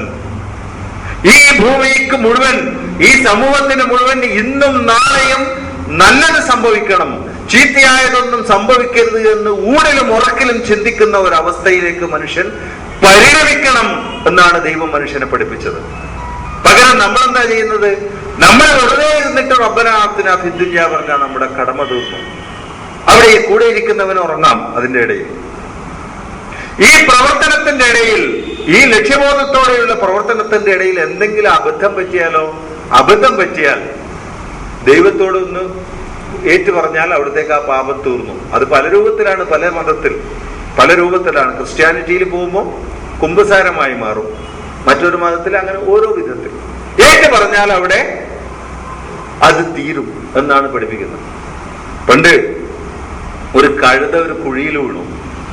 അപ്പോ കഴുതയും കൊണ്ട് പോകുന്നതായിരുന്ന നമ്മുടെ അലക്കുകാരനുണ്ടല്ലോ, അലക്കുകാരന്റെ വസ്ത്രങ്ങളുമായിട്ട് പോകുന്ന കഴുതയാണ്. കുഴിയിൽ വീണ് ഈ കഴുതയെ കുറെ കരകയറ്റാൻ ഈ അലക്കുകാരൻ ശ്രമിച്ചിട്ടും കയറ്റാൻ പറ്റുന്നില്ല. അപ്പൊ കരയിൽ നിന്നിട്ട് അലക്കുകാരൻ ആലോചിച്ചു, ഈ കഴുതക്ക് 10-30 വയസ്സായി, ഇതിന്റെ കുട്ടിയുണ്ട് വീട്ടില്, അതിന് 10-12 വയസ്സായിട്ടുള്ളൂ. ഇനി ഇതിനെ ഇവിടെ വിട്ട് പോയാലും അതാ പണി ചെയ്തോളൂ. അങ്ങനെ ഇതിനെ അവിടെ ഉപേക്ഷിച്ചിട്ട് അലക്കാരൻ പോയി. പിറ്റേ ദിവസം തൊട്ട് ഈ അലക്കാരൻ എന്താ ചെയ്തതെന്നറിയാവോ? കയ്യിൽ അദ്ദേഹത്തിന്റെ മുഴുവൻ വേസ്റ്റുകളും കൊണ്ടുവന്ന് ഈ കുഴിയിൽ ഇടാൻ തുടങ്ങി. ഈ കഴുതയെ ജീവനോടെ കുഴിച്ചു മൂടുകയാണ് ഈ വീണ കുഴിയിൽ നിന്ന്. ഈ കഴുത സാധാരണഗതിയിൽ പ്രാർത്ഥിച്ചിരിക്കുന്ന കഴുതയാണെങ്കിൽ അവിടെ ഇരുന്ന് പ്രാർത്ഥിച്ചുകൊണ്ടിരിക്കും. കരക്ക് കയറുമോ? കരക്ക് കയറാൻ പറ്റുമോ? പറ്റില്ല. പക്ഷെ ഈ കഴുത എന്താ ചെയ്തതെന്നറിയാവോ? ഓരോ തവണ അലക്കുകാരൻ കൊണ്ട് അതിനകത്തേക്ക് ഇടുന്ന അഴുക്കും കാല് കൊണ്ട് അടിയിലേക്ക് തട്ടി മാറ്റി അതിന്റെ മേലെ കയറി നിൽക്കും. അങ്ങനെ ഒരു 10 ദിവസം അലക്കുകാരൻ ഇതിനകത്ത് അഴുക്ക് കൊണ്ടിട്ട് കഴിയുമ്പം കഴുത മേലെ എത്തി. സത്യത്തിൽ ഈ പ്രവർത്തനമാണ് പാപമോചനം. ആ കഴുത ചെന്ന് വീണ കുഴിയുണ്ടല്ലോ, ആ കുഴിയാണ് പാപമെങ്കിൽ ആ കുഴിയിൽ നിന്ന് കരകയറാൻ വേണ്ടി ഈ കഴുത ചെയ്ത പ്രവർത്തനമാണ് യഥാർത്ഥത്തിൽ പാപമോചനം. നമ്മൾ ഇന്ന് വിചാരിക്കുന്നത് എന്താ? ആ കുഴിയിൽ ഇരുന്നു കൊണ്ട് രണ്ട് വാക്കുകൾ പറഞ്ഞാൽ കുഴി തന്നെ ഇല്ലാതായിപ്പോവും എന്നാണ് നമ്മുടെ ഇപ്പോഴത്തെ വിശ്വാസം. അസാധ്യമായ ഒരു വിശ്വാസം. ആ വിശ്വാസത്തിലേക്ക് മനുഷ്യനെ കൊണ്ടെത്തിച്ചിരിക്കുകയാണ്. സത്യത്തിൽ പ്രവർത്തിക്കാതിരിക്കാനുള്ള ഒരു ഉപാധിയാക്കി മാറ്റിയിരിക്കുകയാണ് ഈ പ്രാർത്ഥനാ വിശ്വാസത്തെ. സമൂഹം പ്രവർത്തിക്കാതിരിക്കാനുള്ള ഒരു ഉപാധിയാക്കി മാറ്റിയിരിക്കുകയാണ്. അതുകൊണ്ടെന്താ? ഇന്ന് പ്രവർത്തനം ഇല്ല, എവിടെയും പ്രവർത്തനം കാണാനുമില്ല. ദൈവം ഈ വചനങ്ങളെ നമുക്കൊരു പ്രചോദനമാക്കാനാണ് നമ്മളോട് പറഞ്ഞു തരുന്നത്. പ്രവർത്തനത്തിനുള്ള പ്രചോദനമായി മാറണം ഈ വചനങ്ങൾ. അത് നാം സത്യത്തിൽ നമ്മൾ ദൈവത്തോട് പറയുന്നതോടൊപ്പം നമ്മളോടും കൂടി പറയുന്ന വാക്കുകളായിരിക്കണം ഈ പ്രാർത്ഥന, ഇത്തരം വചനങ്ങൾ. റബ്ബനാ ഹബ് ലനാ മിൻ അസ്വാജിനാ വ ദുർരിയ്യാതിനാ ഖുർറത അയ്യുനിൻ വജഅൽനാ ലിൽ മുത്തഖീന ഇമാമ എന്ന പ്രാർത്ഥന നമ്മൾ കഴിഞ്ഞ ആഴ്ച ഒന്ന് ആലോചിച്ച് നോക്കിയതാണ്. അതിനെ സംബന്ധിച്ചൊരു ചിന്തനം നടത്തിയതാണ്. വ്യക്തമായി മനസ്സിലാവും ആ വാക്കിലൂടെ നമ്മുടെ മുമ്പിലിരിക്കുന്ന കുടുംബസ്ഥർ മുഴുവൻ തിരുത്താനല്ല ആവശ്യപ്പെടുന്നത്. ആ കുടുംബസ്ഥരെ സ്വീകരിക്കാൻ ആവശ്യമായ അളവിലേക്ക് എന്നെ മാറ്റിത്തരണേ എന്നാണ് ആ പ്രാർത്ഥനയുടെ യഥാർത്ഥ പൊരുൾ. കാരണം ആ പ്രാർത്ഥന അവസാനിക്കുന്നത് വജഅൽനാ ലിൽ മുത്തഖീന ഇമാമ എന്നും പറഞ്ഞുകൊണ്ടാണ്. സൂക്ഷ്മാണുക്കളിൽ എന്നെ നീ മുൻപനാക്കണം, ഞങ്ങളെ നീ മുൻപനാക്കി മാറ്റണം എന്ന് പറയുമ്പം ആ ഞങ്ങളിലാണ് മാറ്റമുണ്ടാകേണ്ടത് എന്ന് ദൈവം വ്യക്തമായി മനുഷ്യനെ പഠിപ്പിക്കുകയാണ് അവിടെ ചെയ്യുന്നത്. പക്ഷേ നമ്മൾ ഈ പ്രാർത്ഥന കേൾക്കുമ്പോൾ തന്നെ ഇപ്പൊ ഓരോരുത്തരുടെയും മനസ്സിൽ വരിക ആകാന്നറിയോ? ഭാര്യയുടെ ചിത്രം, മകന്റെ ചിത്രം. 10ാം ക്ലാസ് പഠിക്കുന്ന മകൻ പറഞ്ഞാൽ കേൾക്കുന്നില്ല, അതുകൊണ്ട് തന്നെ മനസ്സിനൊരു കുളിർമയില്ല. അവർ റബ്ബനാ ഹബ് ലനാ മിൻ അസ്വാജിനാ വ ദുർരിയ്യാതിനാ ഖുർറത അയ്യുനിൻ. അവൻ മാറണം. വീട്ടിൽ ചെല്ലുമ്പോൾ ഭാര്യ, എനിക്ക് എന്റെ കണ്ണിന് കുളിർമ തരുന്ന രീതിയിലല്ല ഭാര്യയുള്ളത്. അതല്ലെങ്കിലും അങ്ങനെയല്ല. ഇപ്പൊ ഭാര്യമാരൊക്കെ കണ്ണിന് കുളിർമ കൊടുക്കുന്നത് ഭർത്താവല്ലാത്തവർക്കാണ്. ഇന്നത്തെ സാമൂഹിക വ്യവസ്ഥയിൽ ഉള്ള എല്ലാ അലങ്കാരങ്ങളും എടുത്തണിയുന്നത് ഈ ഭർത്താവിനെ കാണാൻ പോകുമ്പോഴല്ല, മറ്റുള്ളവരെ കാണാൻ പോകുമ്പോഴാണ്. കല്യാണ വീട്ടിൽ പോകുമ്പോ, പൊതു സദസ്സിലേക്ക് പോകുമ്പോ, വൈകുന്നേരം വീട്ടിലേക്ക് കയറി വരുന്ന ഭാര്യ, ഭർത്താവിനെ കാണാൻ ഈ ഭാര്യ നിൽക്കുക എങ്ങനെയാണെന്നറിയാവോ? കരി പുരണ്ട വസ്ത്രങ്ങളും മടക്കി കുത്തിയിട്ട് ഇങ്ങനെ ഒരു ഗുണ്ട നിൽക്കും പോലെ നിൽക്കുന്നുണ്ടാവും. കാണുമ്പോൾ തന്നെ ഭർത്താവിന് തോന്നുന്നു ഇങ്ങോട്ട് വരണ്ടായിരുന്നു, ഇതിലും നല്ലത് പൊതുനിരത്തായിരുന്നു എന്ന് തോന്നുന്നു. അതാണ് ഈ ഭർത്താവിന് ഓർമ്മ വരുന്നത്. റബ്ബനാ ഹബ് ലനാ എന്ന് പറയുമ്പോ എന്നാ പിന്നെ ഇവള് മാറട്ടെ എന്ന്. എന്നാ ഈ പോകുന്നവന്റെ അവസ്ഥയോ? പോകുന്നവന്റെ അവസ്ഥയിലുണ്ട് ഒരു മാറ്റം. രാവിലെ ചിലപ്പം ആ ഭാര്യ എന്തെങ്കിലും ഒരു സാധനം വാങ്ങാൻ നിങ്ങളോട് പറഞ്ഞിട്ടുണ്ടാവും, അവൾ അതും ആഗ്രഹിച്ചിട്ടിരിക്കുകയാണ്.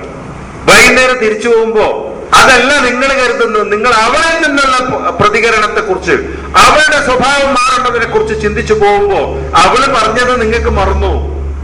അവൾ നിങ്ങളിൽ നിന്നെന്തോ പ്രതീക്ഷിക്കുന്നു, നിങ്ങൾ അവളിൽ നിന്നെന്തോ പ്രതീക്ഷിക്കുന്നു. ഇവിടെ ആ ഭാഗത്തൊരു മാറ്റം ഉണ്ടാകണമെങ്കിൽ ആദ്യം നിങ്ങൾ മാറിയിരിക്കണം.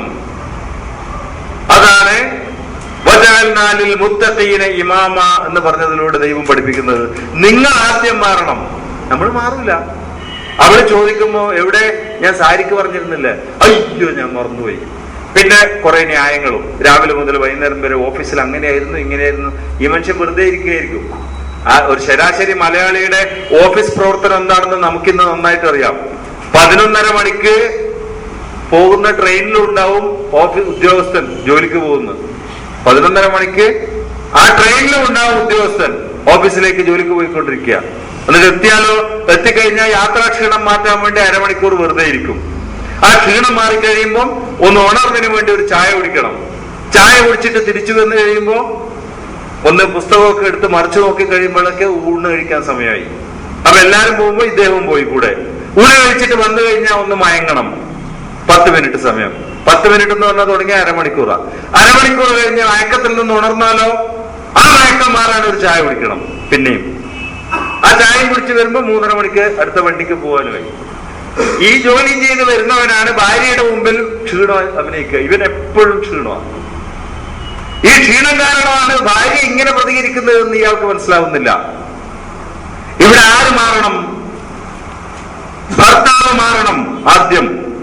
അല്ലെങ്കിൽ ഈ പ്രാർത്ഥിക്കുന്നത് ഭാര്യയാണെങ്കിൽ ഭാര്യ മാറണം. നിന്നിലൊരു പരിവർത്തനം ഉണ്ടാവണം എന്നാണ് ഖുർആൻ പഠിപ്പിക്കുന്നത്. മുഹമ്മദ് നബി പറഞ്ഞു എന്ന് പറഞ്ഞിട്ട് ഒരു വചനം പറയാറുണ്ട് സാധാരണ. എന്താ? സ്വീകാര്യമായ ഹജ്ജ് ചെയ്തു വരുന്നവൻ മാതാവിന്റെ ഗർഭപാത്രത്തിൽ നിന്ന് വരുന്ന ഒരു നിഷ്കളങ്ക ശിശുവിനെ പോലെയാണ്. ഇത് കേട്ട് ഈ വിഡ്ഢികളെല്ലാം കൂടി പ്രാർത്ഥിക്കുന്ന എന്താണെന്നറിയോ? ഈ എന്റെ ഹജ്ജ് സ്വീകരിക്കണേ, ഹജ്ജ് സ്വീകരിക്കണേ. എന്തിനാ? നിഷ്കളങ്കനായ കുട്ടിയെ പോലെ ആവാൻ, നിഷ്കളങ്കനായ കുട്ടിയെ പോലെ ആവാൻ വേണ്ടി ഹജ്ജ് സ്വീകരിക്കണം.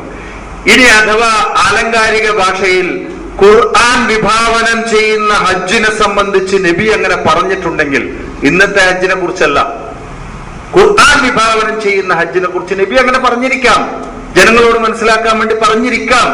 പറഞ്ഞത് കൊണ്ട് അത് പ്രമാണമാണോ എന്ന് ചോദിച്ചാലല്ല. അതുകൊണ്ട് നബി പറഞ്ഞിട്ടില്ല എന്ന് ഞാൻ പറയുന്നില്ല, ഒരു പക്ഷേ പറഞ്ഞിരിക്കാം. പറഞ്ഞിട്ടുണ്ടെങ്കിൽ തന്നെ അതിന്റെ അർത്ഥം എന്താ? നീ എപ്പോഴാണോ ഒരു മാതാവിന്റെ ഗർഭപാത്രത്തിൽ നിന്ന് വരുന്ന കുഞ്ഞിനെ പോലെ നിഷ്കളങ്കനായി മാറുന്നത്, അപ്പോഴാണ് നിന്റെ ഹജ്ജ് സ്വീകരിക്കുക എന്നാണ് പറഞ്ഞതിന്റെ അർത്ഥം. നേരെ തിരിച്ചാണ് കഥ. നീ ശ്രമിക്കേണ്ടത് നിഷ്കളങ്കനാവാനാണ്, അപ്പൊ നീ ഹജ്ജ് ചെയ്തവനായി മാറും. ഇപ്പൊ എന്താ അവസ്ഥ? ഹജ്ജ് ചെയ്തവനായി മാറാൻ ശ്രമിക്കുക, അങ്ങനെ ഓപ്പോസിറ്റ് കോഴ്സാണ്, തിരിച്ചാണ് പ്രോസസ് ചെയ്യാൻ നോക്കുന്നത്. നമ്മുടെ നാടൻ മലയാളത്തിൽ ഒരു ചൊല്ലുണ്ടല്ലോ, എന്താണ്? കൊലയിൽ കൊണ്ടുപോയി വളവിടുക. ഈ ഹജ്ജിനെ നന്നാക്കാനാണ് ശ്രമിക്കുന്നത്. ഹജ്ജിനെ നന്നാവണമെങ്കിൽ, ഹജ്ജ് നന്നാവണമെങ്കിൽ, ഹജ്ജ് എന്ന് പറയുന്നത്, ഖുർആൻ വിഭാവനം ചെയ്യുന്ന ഹജ്ജ് എന്ന് പറയുന്നത് ഒരു പോരാട്ടമാണ്, യഥാർത്ഥ പോരാട്ടം. ആ പോരാട്ടത്തിന്റെ കൈമുതൽ തന്നെ നിഷ്കളങ്കമായ മനസ്സായിരിക്കണം, നിഷ്കളങ്കമായ മനസ്സായിരിക്കണം ആ ഹജ്ജാകുന്ന പോരാട്ടത്തിന്റെ കൈമുതൽ എന്ന് നബി പറഞ്ഞിരിക്കാം ഒരു പക്ഷേ. അതിനെപ്പോലും എങ്ങനെയാ മനസ്സിലാക്കിയത്? നേരെ തിരിച്ച. അതേപോലെയാണ് ഈ റബ്ബന ഹബ്ലന എന്ന ആയത്തിനെ നമ്മൾ തലതിരിച്ച് മനസ്സിലാക്കിയത്. ഇത് ജനങ്ങളെ ഉപദേശിക്കാനാണ് നമുക്ക് താല്പര്യം, സ്വന്തം ജീവിതത്തിൽ പ്രവർത്തിക്കാൻ ആർക്കും താല്പര്യമില്ല. അല്ലെങ്കിൽ തന്നെ ഭൂമിയിൽ കൊടുക്കാൻ വളരെയേറെ ഇഷ്ടമുള്ളതും വാങ്ങാൻ തീരെ ഇഷ്ടമില്ലാത്തതുമായ ഒരേ ഒരു സാധനമാണ് ഉപദേശം.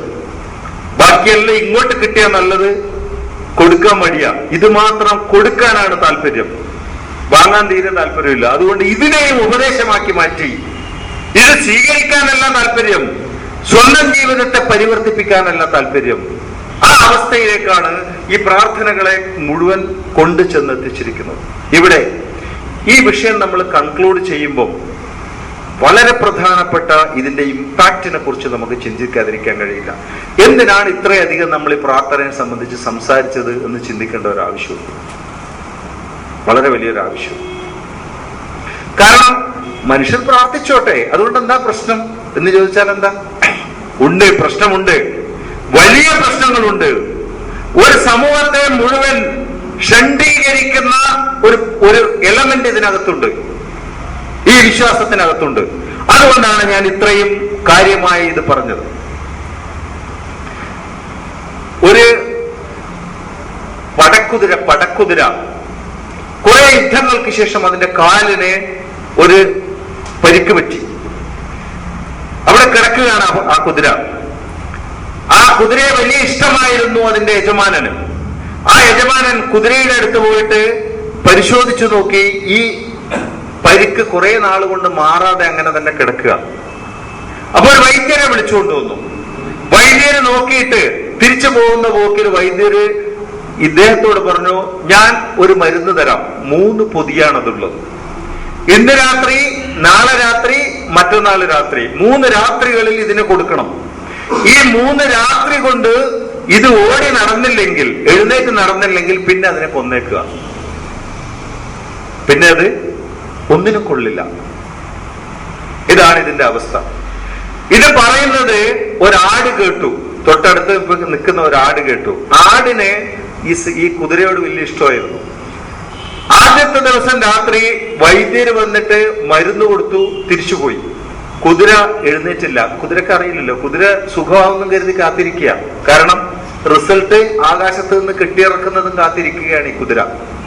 അങ്ങനെയാണല്ലോ പ്രാർത്ഥിക്കുന്നവർ മുഴുവൻ, അല്ലേ? റിസൾട്ട് പൊതിഞ്ഞു കെട്ടി ദൈവം ഇങ്ങോട്ട് കൊണ്ടുതരുമെന്നും കരുതി കാത്തിരിക്കലാണ് പ്രാർത്ഥനയുടെ ഫലം യഥാർത്ഥത്തിൽ. ഈ കുതിരയെ അങ്ങനെ കാത്തിരിക്കുക. അപ്പൊ ആട് പോയിട്ട് മെല്ലെ കുതിരയുടെ ചെവിയിൽ ഉപദേശിച്ചു, എന്റെ പ്രിയപ്പെട്ട കുതിര, നീ എഴുന്നേറ്റ് നടന്നില്ലെങ്കിൽ 2 ദിവസം കൂടിയേ ഉള്ളൂ നിനക്ക് ജീവിതം. പിന്നെ നീ ശവമായി മാറും, നീ വെറും ശവമായിരിക്കും. എന്താ നീ എങ്ങനെ പറയാൻ കാര്യം? നീ കേൾക്കാതെ ഭിഷഗ്വരൻ പറഞ്ഞത് ഞാൻ കേട്ടിരുന്നു, അതുകൊണ്ടാണ് നിന്നോട് പറയുന്നത്, നീ അതുകൊണ്ട് ശ്രമിക്കണം എന്ന് പറഞ്ഞു. കുതിര ആദ്യത്തെ ദിവസം 3 കാല് ഉപയോഗിച്ചിട്ട് ഒന്ന് എഴുന്നേറ്റ് നിൽക്കാൻ ശ്രമിച്ചു. കാലിൽ വല്ലാത്ത വേദന, അതങ്ങ് വീണുപോയി, അവിടെ കിടന്നു. 2ാം ദിവസം വീണ്ടും വൈദ്യര് വന്നു, മരുന്ന് കൊടുത്തു. അത് തിരിച്ചു പോയി കഴിയുമ്പം ഈ കുതിര തലേ ദിവസം ആട് പറഞ്ഞതിന്റെ അടിസ്ഥാനത്തിൽ ആ ഓർമ്മയിൽ ഒന്നും കൂടെ ചെറുതായിട്ട് ശ്രമിച്ചു, പക്ഷെ വീണു. ആട് പോയി വീണ്ടും പ്രേരിപ്പിച്ചു, നോക്കണം, നിനക്ക് ഇന്ന് രാത്രി നാളെ രാത്രി അത്രേ സമയമുള്ളൂ, അത് കഴിഞ്ഞാൽ നീ ശവമാണ്. അപ്പൊ ഇപ്പോഴോ കുതിര ഇപ്പോഴെന്താ? ഇപ്പോഴും പ്രവർത്തിക്കുന്നവരുടെ കാഴ്ചപ്പാടിൽ കുതിര ശവം തന്നെയാണ്, ശവത്തിന് തുല്യമാണ്. ആ കുതിര അന്ന് ശ്രമിച്ചിട്ടും അതിന് നടക്കാൻ കഴിഞ്ഞില്ല, വളരെ കിടഞ്ഞു ശ്രമിച്ചിട്ടും കഴിഞ്ഞില്ല. കുതിരക്ക് ബോധ്യമായി, നാളത്തതിനോട് ഞാൻ അവസാനിക്കും, കാരണം ഒരു കാരണവശാലും എനിക്ക് രക്ഷപ്പെടാൻ കഴിയുന്നില്ല. 3ാം ദിവസം വൈദ്യര് വന്നു, മരുന്ന് കൊടുത്തു. വൈദ്യര് തിരിച്ചു പോകുന്ന വഴിയിൽ വൈദ്യര് കുറച്ച് ഒച്ചത്തിൽ തന്നെ പറയുകയാണ്, ഇന്ന് 1 മണിക്കൂറും കൂടെ നമുക്ക് നോക്കാം, അതിനകം കുതിര എഴുന്നേറ്റില്ലെങ്കിൽ പിന്നെ അതിനെ കൊന്നേക്കുക, അതിനെ വെറുതെ പോറ്റി വളർത്തിയിട്ട് ഈ ലോകത്തിന് ഭാരമാക്കി കൊണ്ടു നടക്കേണ്ട കാര്യമൊന്നുമില്ല. ഇത് കുതിരയും കേട്ടു. കുതിര മറ്റൊന്നും ചിന്തിച്ചില്ല. തന്റെ പോരായ്മയെ കുറിച്ച് ചിന്തിക്കാൻ ആ നിമിഷത്തിൽ കുതിരക്ക് കഴിയോ? കാരണം കുതിരക്ക് ഏറ്റവും പ്രിയപ്പെട്ടതാണ് നഷ്ടപ്പെടുക, ജീവനാണ് നഷ്ടപ്പെടുക. സ്വന്തം കാലിലെ വേദനയെ കുറിച്ച് ചിന്തിക്കാൻ കുതിരക്ക് കഴിയില്ല. ആ സമയം സർവശക്തിയും എടുത്തിട്ട് കുതിര അവിടെ നിന്ന് ഓടി രക്ഷപ്പെട്ടു. ഒരു റൗണ്ട് കുതിര ഓടിക്കഴിയുമ്പോൾ തന്നെ അതിന്റെ യജമാനനെ അതിനോടുള്ള ഇഷ്ടം കൂടി, പഴയ ഇഷ്ടം തിരിച്ചു വന്നു. പക്ഷെ അതിന്റെ മറ്റൊരു പരിണത ഫലമുണ്ട്, അത് നമ്മളെ ബാധിക്കുന്ന വിഷയമല്ല, എന്നാലും പറഞ്ഞ സ്ഥിതിക്ക് അത് പൂർത്തിയായി പറയാം. കുതിരയോടായിരുന്നു യജമാനന് കൂടുതൽ ഇഷ്ടം. കുതിര എഴുന്നേറ്റോടിയ സന്തോഷത്തില് ഈ യജമാനൻ പറഞ്ഞു, നാളെ രാവിലെ എല്ലാവർക്കും പാർട്ടിയാണ്, അതുകൊണ്ട് ആടിനെ കൊന്നിട്ട് നമുക്ക് ഭക്ഷണം ഉണ്ടാക്കി കളയാം. ആടിന്റെ ജീവൻ പോയി, പക്ഷെ കുതിരയുടെ ജീവൻ കിട്ടി. ഇവിടെ ചിന്തിക്കണം, ഈ കുതിരക്ക് ജീവിതം കിട്ടിയത് പ്രാർത്ഥന കൊണ്ടാണോ പരിശ്രമം കൊണ്ടാണോ? പരിശ്രമത്തിന് കാരണം എന്താണ്? ഒരു ലക്ഷ്യത്തിലൂന്നിയ ഒരു ആവശ്യം കുതിരയുടെ മനസ്സിലുണ്ടായിരുന്നു. ഉറച്ച ഒരു ലക്ഷ്യം, എന്റെ ജീവൻ രക്ഷിക്കണം എന്ന ലക്ഷ്യം. ആ ലക്ഷ്യബോധത്തെയാണ് പ്രാർത്ഥന എന്ന് പറയുക. ആ പ്രാർത്ഥന മാത്രം മനസ്സിലുണ്ടായാലും കുതിര രക്ഷപ്പെടില്ല. അതിന്റെ ഫലമായി ദൈവം കുതിരയ്ക്ക് ജീവൻ കെട്ടിയിറക്കി കൊടുക്കില്ല. അല്ലെങ്കിലും ഫലം ആകാശത്ത് നിന്ന് നൂലിൽ കെട്ടിയിറക്കുന്നതല്ല, അത് ഭൂമിയിൽ നിന്ന് മുളച്ചു പൊന്തേണ്ടതാണ് ഫലം. എല്ലാ ഫലങ്ങളും ഭൂമിയിൽ നിന്ന് മുളച്ചു പൊന്തുന്നതാണ്. അത്യധ്വാനത്തിന്റെ ഫലമായി മാത്രമാണ് അതിന് റിസൾട്ട് ഉണ്ടാവുക. ഈ കുതിര അങ്ങനെ അത്യധ്വാനം ചെയ്തപ്പോ അതിന് റിസൾട്ട് ഉണ്ടായി. ഇവിടെ ഖുർആനിൽ ഉള്ള പ്രാർത്ഥനയെ തെറ്റായി മനസ്സിലാക്കിയ ഇന്നത്തെ മുസ്ലിം സമുദായത്തെ ഈ കുതിരയോട്, ആടിന്റെ ഉപദേശം കേൾക്കാത്ത കുതിരയോട് ഞാൻ ഉപമിച്ചാൽ നിങ്ങൾ എന്നോട് യോജിക്കുമോ ഇല്ലയോ? ആടിന്റെ ഉപദേശം കേൾക്കാത്ത കുതിരയോട് ഒരു ശവത്തിന് തുല്യമായ ജീവിതമാണ് ഇന്ന് സത്യത്തിൽ ഈ പ്രാർത്ഥനയുടെ വിശ്വാസത്തിന്റെ അടിസ്ഥാനത്തിൽ ഈ സമൂഹം നയിച്ചുകൊണ്ടിരിക്കുന്നത്. ഇതാണ് ഇതിന്റെ ഏറ്റവും വലിയ ഇമ്പാക്ട്. ഈ സമൂഹത്തെ നിഷ്ക്രിയമാക്കി കളഞ്ഞു. ഒരു തരം അധ്വാനത്തിനും ഈ സമൂഹം തയ്യാറല്ല. സാധാരണ ഭിക്ഷക്കാരുടെ മനസ്സിൽ രാവിലെ എഴുന്നേൽക്കുമ്പോൾ അവർക്കൊരു കാര്യം അറിയാം, 4 ആൾക്കാരോട് ചോദിച്ചാൽ എന്റെ അന്നം ഇന്ന് കിട്ടും. ഇതാണ് അവന്റെ സൈക്കോളജി. അതിനപ്പുറത്തെ ഒരു അധ്വാനത്തിനും അവന് തയ്യാറല്ല. ഞാൻ ഇന്ന് രാവിലെ ട്രെയിനിൽ വന്നുകൊണ്ടിരിക്കുമ്പോ ഒരു പെൺകുട്ടി പാട്ട് പാടിക്കൊണ്ട് യാചിക്കുകയാണ്. ഇവള് 20 കൊല്ലം മുമ്പ് ഇറങ്ങിയ സിനിമയിലെ പാട്ടാ പാടുന്നത്, പർദേശി പർദേശി ജാനാനഹി എന്നും പറഞ്ഞിട്ട്. എന്താ അതിന്റെ അർത്ഥം? ആ 20 കൊല്ലത്തിന് ഇപ്പുറം ഒന്നും പഠിക്കാൻ പോലും ആ കുട്ടി തയ്യാറായിട്ടില്ല. എന്തുകൊണ്ടാ? ചോദിച്ചാൽ കിട്ടും. ചോദിച്ചാൽ കിട്ടും. രാവിലെ മുതൽ വൈകുന്നേരം വരെ ട്രെയിനിലിരുന്ന് ഇങ്ങനെ കൈനീട്ടിക്കൊണ്ടിരുന്നാൽ, അതിന്റെ കൂടെ 20 കൊല്ലം മുമ്പ് പഠിച്ച പാട്ടും പാടിക്കൊണ്ടിരുന്നാൽ ആ കുട്ടിക്ക് ആവശ്യമായത് കിട്ടും. ഈ സൈക്കോളജി നമുക്ക് അംഗീകരിക്കാൻ പറ്റുമോ? ഈ മനഃശാസ്ത്രം നമുക്ക് അംഗീകരിക്കാൻ പറ്റുമോ? പറ്റില്ല. എങ്കിൽ ഇതേ മനഃശാസ്ത്രമാണ് പ്രാർത്ഥനയിൽ വിശ്വസിക്കുന്നവന്റെ മനഃശാസ്ത്രം. ചിലപ്പോ അവൻ കോടീശ്വരനായിരിക്കാം. ആ കോടീശ്വരൻ ദൈവസന്നിധിയിലേക്ക് പോകുന്നത് എന്തിനാ? ദൈവത്തോട് യാചിക്കാൻ. ദൈവം വെറുതെ തരും എന്ന വിശ്വാസത്തിൽ യാചിക്കാൻ, ചോദിച്ചാൽ കിട്ടും എന്ന വിശ്വാസത്തിലേക്കാണ് പോകുന്നത്. ഇത് ഈ സമൂഹത്തെ മുഴുവൻ നിഷ്ക്രിയമാക്കാൻ വേണ്ടി മാത്രമേ ആ വിശ്വാസം ഉപകരിച്ചിട്ടുള്ളൂ എന്ന് പറയാം. മുസ്ലിം സമൂഹത്തെ നിഷ്ക്രിയമാക്കിയത് 2 വിശ്വാസങ്ങളാണ്. അതിലൊന്ന് ഈ തെറ്റായ പ്രാർത്ഥനാ വിശ്വാസം, 2 വിധിയിലുള്ള വിശ്വാസം. ഇൻഷാ അല്ലാഹ് വിധി വിശ്വാസത്തെ സംബന്ധിച്ച് നമുക്ക് ഇതിന്റെ കൂടെ ക്ലബ് ചെയ്ത് സംസാരിച്ചാൽ തീരുന്ന വിഷയമല്ല. അത് വലിയൊരു വിഷയമാണ്. പകുതി ഈ മുസ്ലിം സമുദായത്തെ ഷണ്ഡീകരിച്ചത് പകുതി വിധി വിശ്വാസമാണെങ്കിൽ ബാക്കി പകുതി പ്രാർത്ഥനാ വിശ്വാസമാണ്.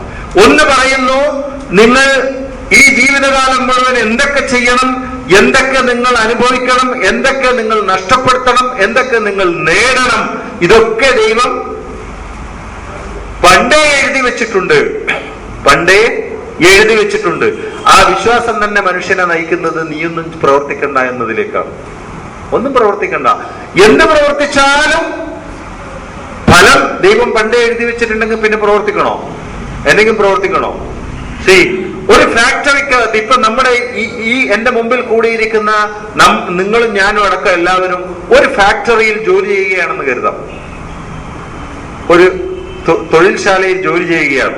പക്ഷേ കൂലി വൈകുന്നേരം ഓരോ ആളും പ്രവർത്തിച്ചതിന്റെ അടിസ്ഥാനത്തിലല്ല. കൂലി കൊടുക്കുന്നത് എല്ലാവർക്കും തുല്യമായിട്ട് പ്രവർത്തനം നോക്കിയിട്ട് അല്ലെങ്കിൽ എന്താ സംഭവിക്കുക?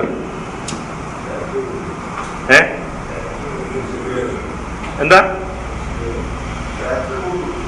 ഫാക്ടറി പൂട്ടും. പ്രവർത്തിക്കാനുള്ള താല്പര്യം ഉണ്ടാവില്ല. കേരളത്തിലെ സർക്കാർ ഓഫീസുകൾക്ക് സംഭവിച്ചത് സംഭവിക്കും.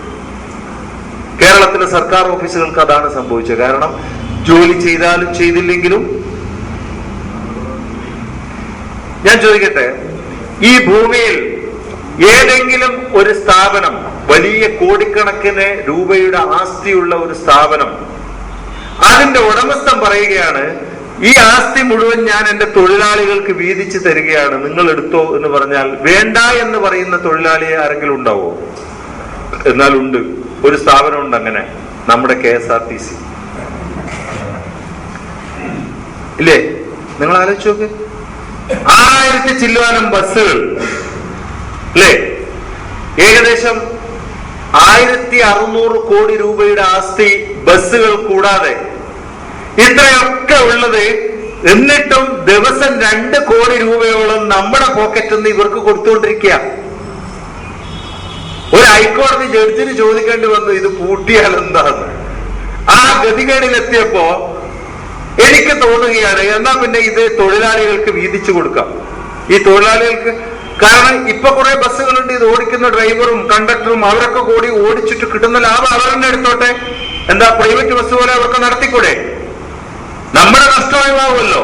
ഈ ബസ്സുകൾ റോഡിൽ ഓടിക്കൊണ്ടിരിക്കുകയും ചെയ്യും. നല്ലൊരു സൊല്യൂഷൻ അല്ലേ? പക്ഷെ ഏറ്റെടുക്കൂല. എന്താ ഏറ്റെടുക്കാത്തത്? അപ്പൊ പണിയെടുക്കണം. ഇപ്പൊ പണിയെടുക്കണ്ട. ഇപ്പൊ ഒരു ബസ്സിന് 5.12 റേഷ്യോയിൽ തൊഴിലാളികളുണ്ട്. പ്രൈവറ്റ് ബസ്സിലോ 2.5. ഒരു പ്രൈവറ്റ് ബസ്സിന് ഒരു ഡ്രൈവറും ഉണ്ടാവും, ഒരു കണ്ടക്ടറും ഉണ്ടാവും, പാതി കിളിയും ഉണ്ടാവും. അതേ സ്ഥാനത്ത് KSRTCക്കോ നമ്മുടെ പ്രത്യക്ഷത്തിൽ കാണാൻ ഒരു കണ്ടക്ടറും ഡ്രൈവറും മാത്രമേ ഉള്ളൂ. പക്ഷേ ഇതിന്റെ പുറകെ നടക്കുന്ന വേറെയുണ്ട് 3 എണ്ണം. അങ്ങനെ 5 പേരാണ്. മൊത്തം ഇതിന്റെ വരുമാനത്തിന്റെ, അതായത് ലാഭത്തിന്റെ അല്ല, മൊത്തം വിറ്റുവരവിന്റെ 39% ഇവർക്ക് ശമ്പളം കൊടുക്കുക. പ്രൈവറ്റ് ബസ്സിലോ 10%. 39% ഇവർക്ക് കൊടുക്കുക. അപ്പൊ ഈ 39% ഇവർക്ക് കിട്ടിക്കൊണ്ടിരിക്കുക. ഇവര് നടത്തിയ ഇത്ര ലാഭം കിട്ടൂല. എന്നിട്ടും എന്നിട്ടും 14% റൂട്ടുകൾ ക്യാൻസൽ ചെയ്യുകയാണ് KSRTC-യിൽ. എന്താ കാരണം എന്നറിയോ? തൊഴിലാളികളെ കിട്ടാനില്ല. ഒരു ബസ്സിന് 5 തൊഴിലാളികൾക്ക് ശമ്പളം കൊടുത്തിട്ടും ബസ് ഓടിക്കാൻ ഡ്രൈവറെ കിട്ടാത്ത ഗതികേടിൽ നടത്താൻ സ്വന്തമായി നടത്തുമ്പോൾ കഴിയില്ല. ഈ അവസ്ഥയിലാണ് KSRTC-യും മുസ്ലിം സമുദായവും ഒരുപോലെയാ ഇപ്പൊ. കാരണം എന്താ? രണ്ടിനും വെറുതെ കിട്ടുമെന്നാണ് വിശ്വാസം. വെറുതെ അല്ലേ? അതുകൊണ്ട് ഒരു ജോലിയും ചെയ്യില്ല. KSRTC-ക്ക് അവർക്ക് ജോലി ചെയ്തില്ലെങ്കിലും എങ്ങനെയും കിട്ടുമെന്ന വിശ്വാസം കാരണം അവരങ്ങ് വെറുതെ നടക്കും. മുസ്ലിങ്ങളും അതുപോലെ തന്നെ വെറുതെ കിട്ടുമെന്ന വിശ്വാസം. പടച്ചവനിങ്ങനെ റെഡിയാക്കി വെച്ചിരിക്കുകയല്ലേ മുസ്ലിങ്ങൾക്ക് പ്രത്യേകമായി ഉണ്ടാ. ആ ഉണ്ടയും കരുതിയിരിക്കുകയാണ് ഓരോരുത്തരും, ഒരു പണിയും ചെയ്യാതെ. എന്താ മുസ്ലിങ്ങൾ പ്രധാനമായി ചെയ്യുന്ന ജോലി? ആലോചിച്ചു നോക്കിയേ. അതുപോലും ആത്മാർത്ഥമായിട്ട് ചെയ്യൂല.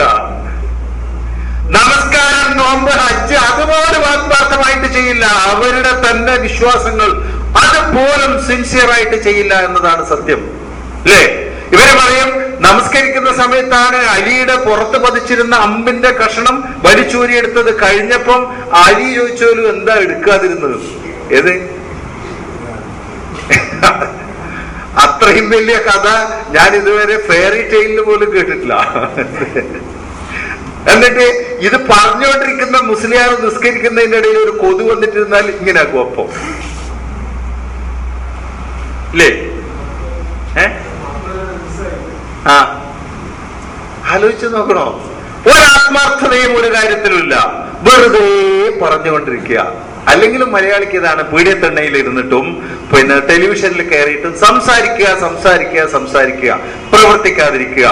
ദൈവം മനുഷ്യനോട് ഒരു പ്രവർത്തനത്തിന് ലക്ഷ്യബോധം വേണമെന്ന് പറഞ്ഞപ്പം ആ ലക്ഷ്യബോധത്തെ ഉൾക്കൊള്ളുന്നതിന് പകരം അതും വാക്കുകളാക്കി മാറ്റി. ഒരു വീഴ്ചയിൽ നിന്ന് മേലോട്ട് കയറി വരണം, തൗബ ചെയ്യണം, തിരിച്ചു നടക്കണം എന്ന് പറഞ്ഞപ്പം അതും വാക്കുകളിൽ ഒതുക്കി. ഇതാണ് മനുഷ്യൻ ഉണ്ടാക്കിയെടുത്ത മാറ്റം. ഇവര് തന്നെ തൗബക്ക് കുറെ ഷർത്തുകൾ പറയാറുണ്ട്. ഏതോ ഒരു ബുദ്ധിമാൻ, എനിക്ക് തോന്നുന്നത് ഏതോ ഒരു ബുദ്ധിമാൻ ഈ കൂട്ടര് ഇങ്ങനെയെങ്കിലും രക്ഷപ്പെടുന്നെങ്കിൽ രക്ഷപ്പെട്ടെ എന്ന് കരുതിയിട്ട് ഇവർക്ക് പഠിപ്പിച്ചു കൊടുത്തായിരിക്കും. അതിൽ പറയുന്നു 4 കാര്യങ്ങൾ. ആദ്യം, ചെയ്തത് പാപമാണെന്ന ബോധം വേണം.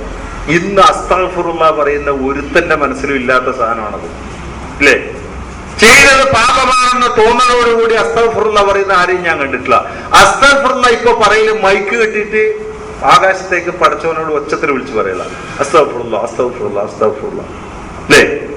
രണ്ടാമത് പറയുന്നു, ഇനി ജീവിതത്തിൽ ഈ പാപം ഞാൻ ആവർത്തിക്കില്ല എന്ന ഉറച്ച തീരുമാനം വേണമെന്ന്. ആലോചിച്ച് നോക്കണം. അഥവാ ഞാൻ എത്തിപ്പെട്ടിരിക്കുന്ന പാപത്തിന്റെ പോയിന്റിൽ നിന്ന് ഒരു തിരിച്ചു നടക്കൽ ആവശ്യമാണ് എന്നാണ് പറഞ്ഞതിന്റെ അർത്ഥം. ആ പഠിപ്പിച്ച മനുഷ്യൻ ബുദ്ധിപൂർവ്വം തന്നെയാണ് പഠിപ്പിച്ചത്. ഞാൻ ആ 4 തത്വങ്ങളും വളരെ കറക്റ്റ് ആണെന്ന് മനസ്സിലാക്കണം.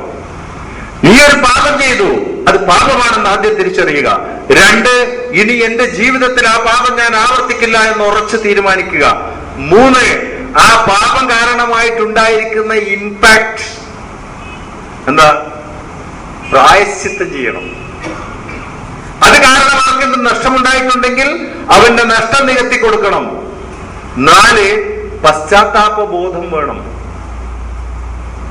ഇത് 4 ഉണ്ടായാലും പിന്നെ വാക്ക് വേണോ? ആലോചിച്ച് നോക്കിയത്. യഥാർത്ഥത്തിൽ നമ്മുടെ ആശയം തന്നെയാണ് ഈ മനുഷ്യൻ പഠിപ്പിച്ചു കൊടുത്തത്.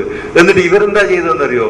ഇതും ഇത്രക്കുള്ള ഒരു പുസ്തകത്തിലാക്കിയിട്ട് മുസ്ലിയാർ ചൊല്ലിക്കൊടുക്കുന്നതാക്കി മാറ്റി.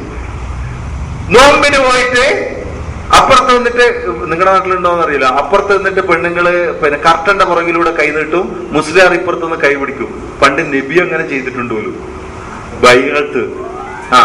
എന്നിട്ട് തൗബ ചൊല്ലിക്കൊടുക്കുക, അസ്തഗ്ഫിറുല്ലാ അസ്തഗ്ഫിറുല്ലാ അസ്തഗ്ഫിറുല്ലാ എന്ന് കുറെ ചൊല്ലിക്കൊടുക്കുക.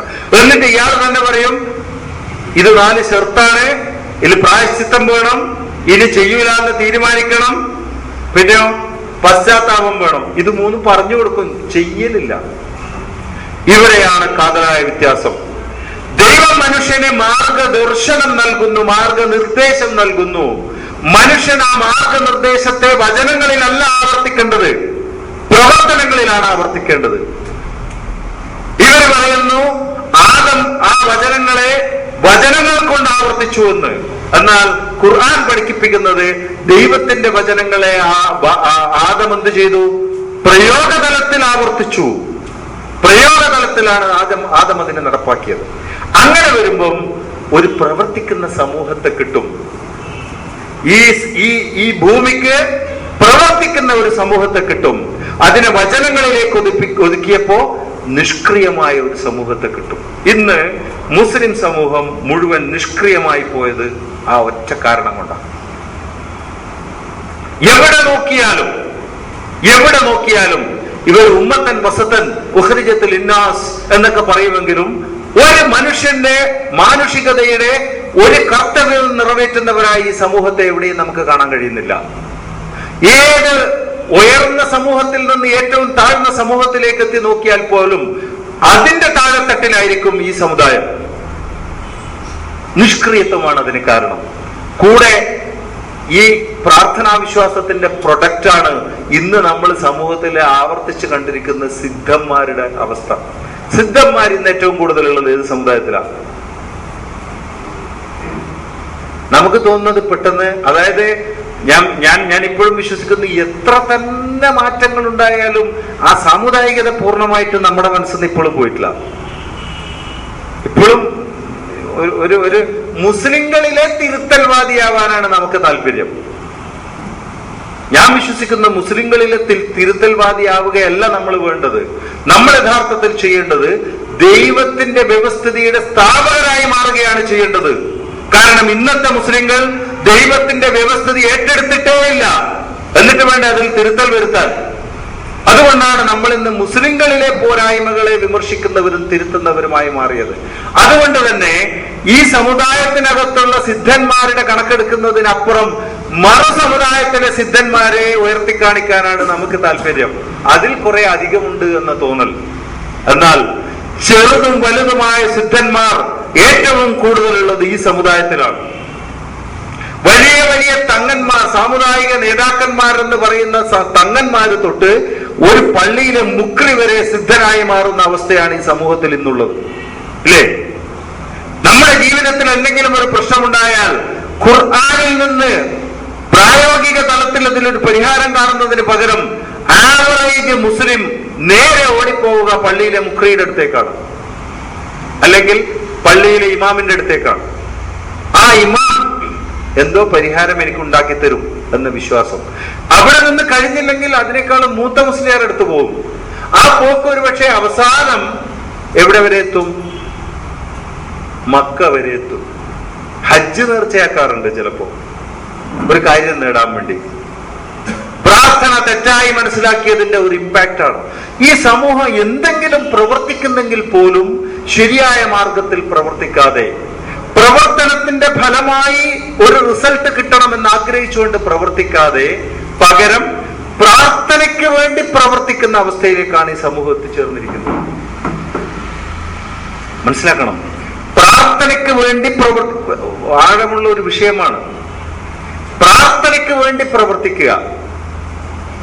ഞാൻ മുമ്പൊരു തവണ ഒരാള് പറഞ്ഞത് കേട്ടിട്ടുണ്ട്. മക്കയിൽ പോയിട്ട് അവിടെ നിന്ന് തവാഫ് ചെയ്യുന്നതിന്റെ ഇടയിൽ ഇയാളെ കാല് ഉളുക്കി പോലും. കാല് ഉളുക്കിയ സമയത്ത് ഉടനെ ഇയാൾ നേർച്ചയാക്കി മമ്പർത്ത തങ്ങൾക്ക്.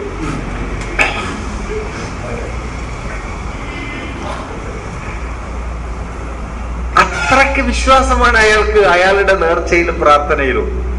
ഒരു ഡ്രൈവർ ടാക്സി ഓടിച്ചുകൊണ്ട് പോകുമ്പോ പുറകിലിരുന്ന പാസഞ്ചർ പെട്ടെന്ന് ഡ്രൈവറെ തോണ്ടിയിട്ട് പറഞ്ഞു ആ കാണുന്ന കടയിൽ നിർത്തണമെന്ന്. പക്ഷെ ഇയാളുടെ തോണ്ടലും പിന്നെ ഡ്രൈവർ ഒരു നിയന്ത്രണം വിട്ട പോലെ വണ്ടി ഇങ്ങനെ ആകെ ഇയാളുടെ നിയന്ത്രണത്തിൽ നിന്ന് പോയി അത് വളഞ്ഞു പൊളഞ്ഞു പോയി ഫുട്പാത്തിന്റെ മേലെ കയറിയിട്ടാണ് പിന്നെ വണ്ടി നിന്നത്.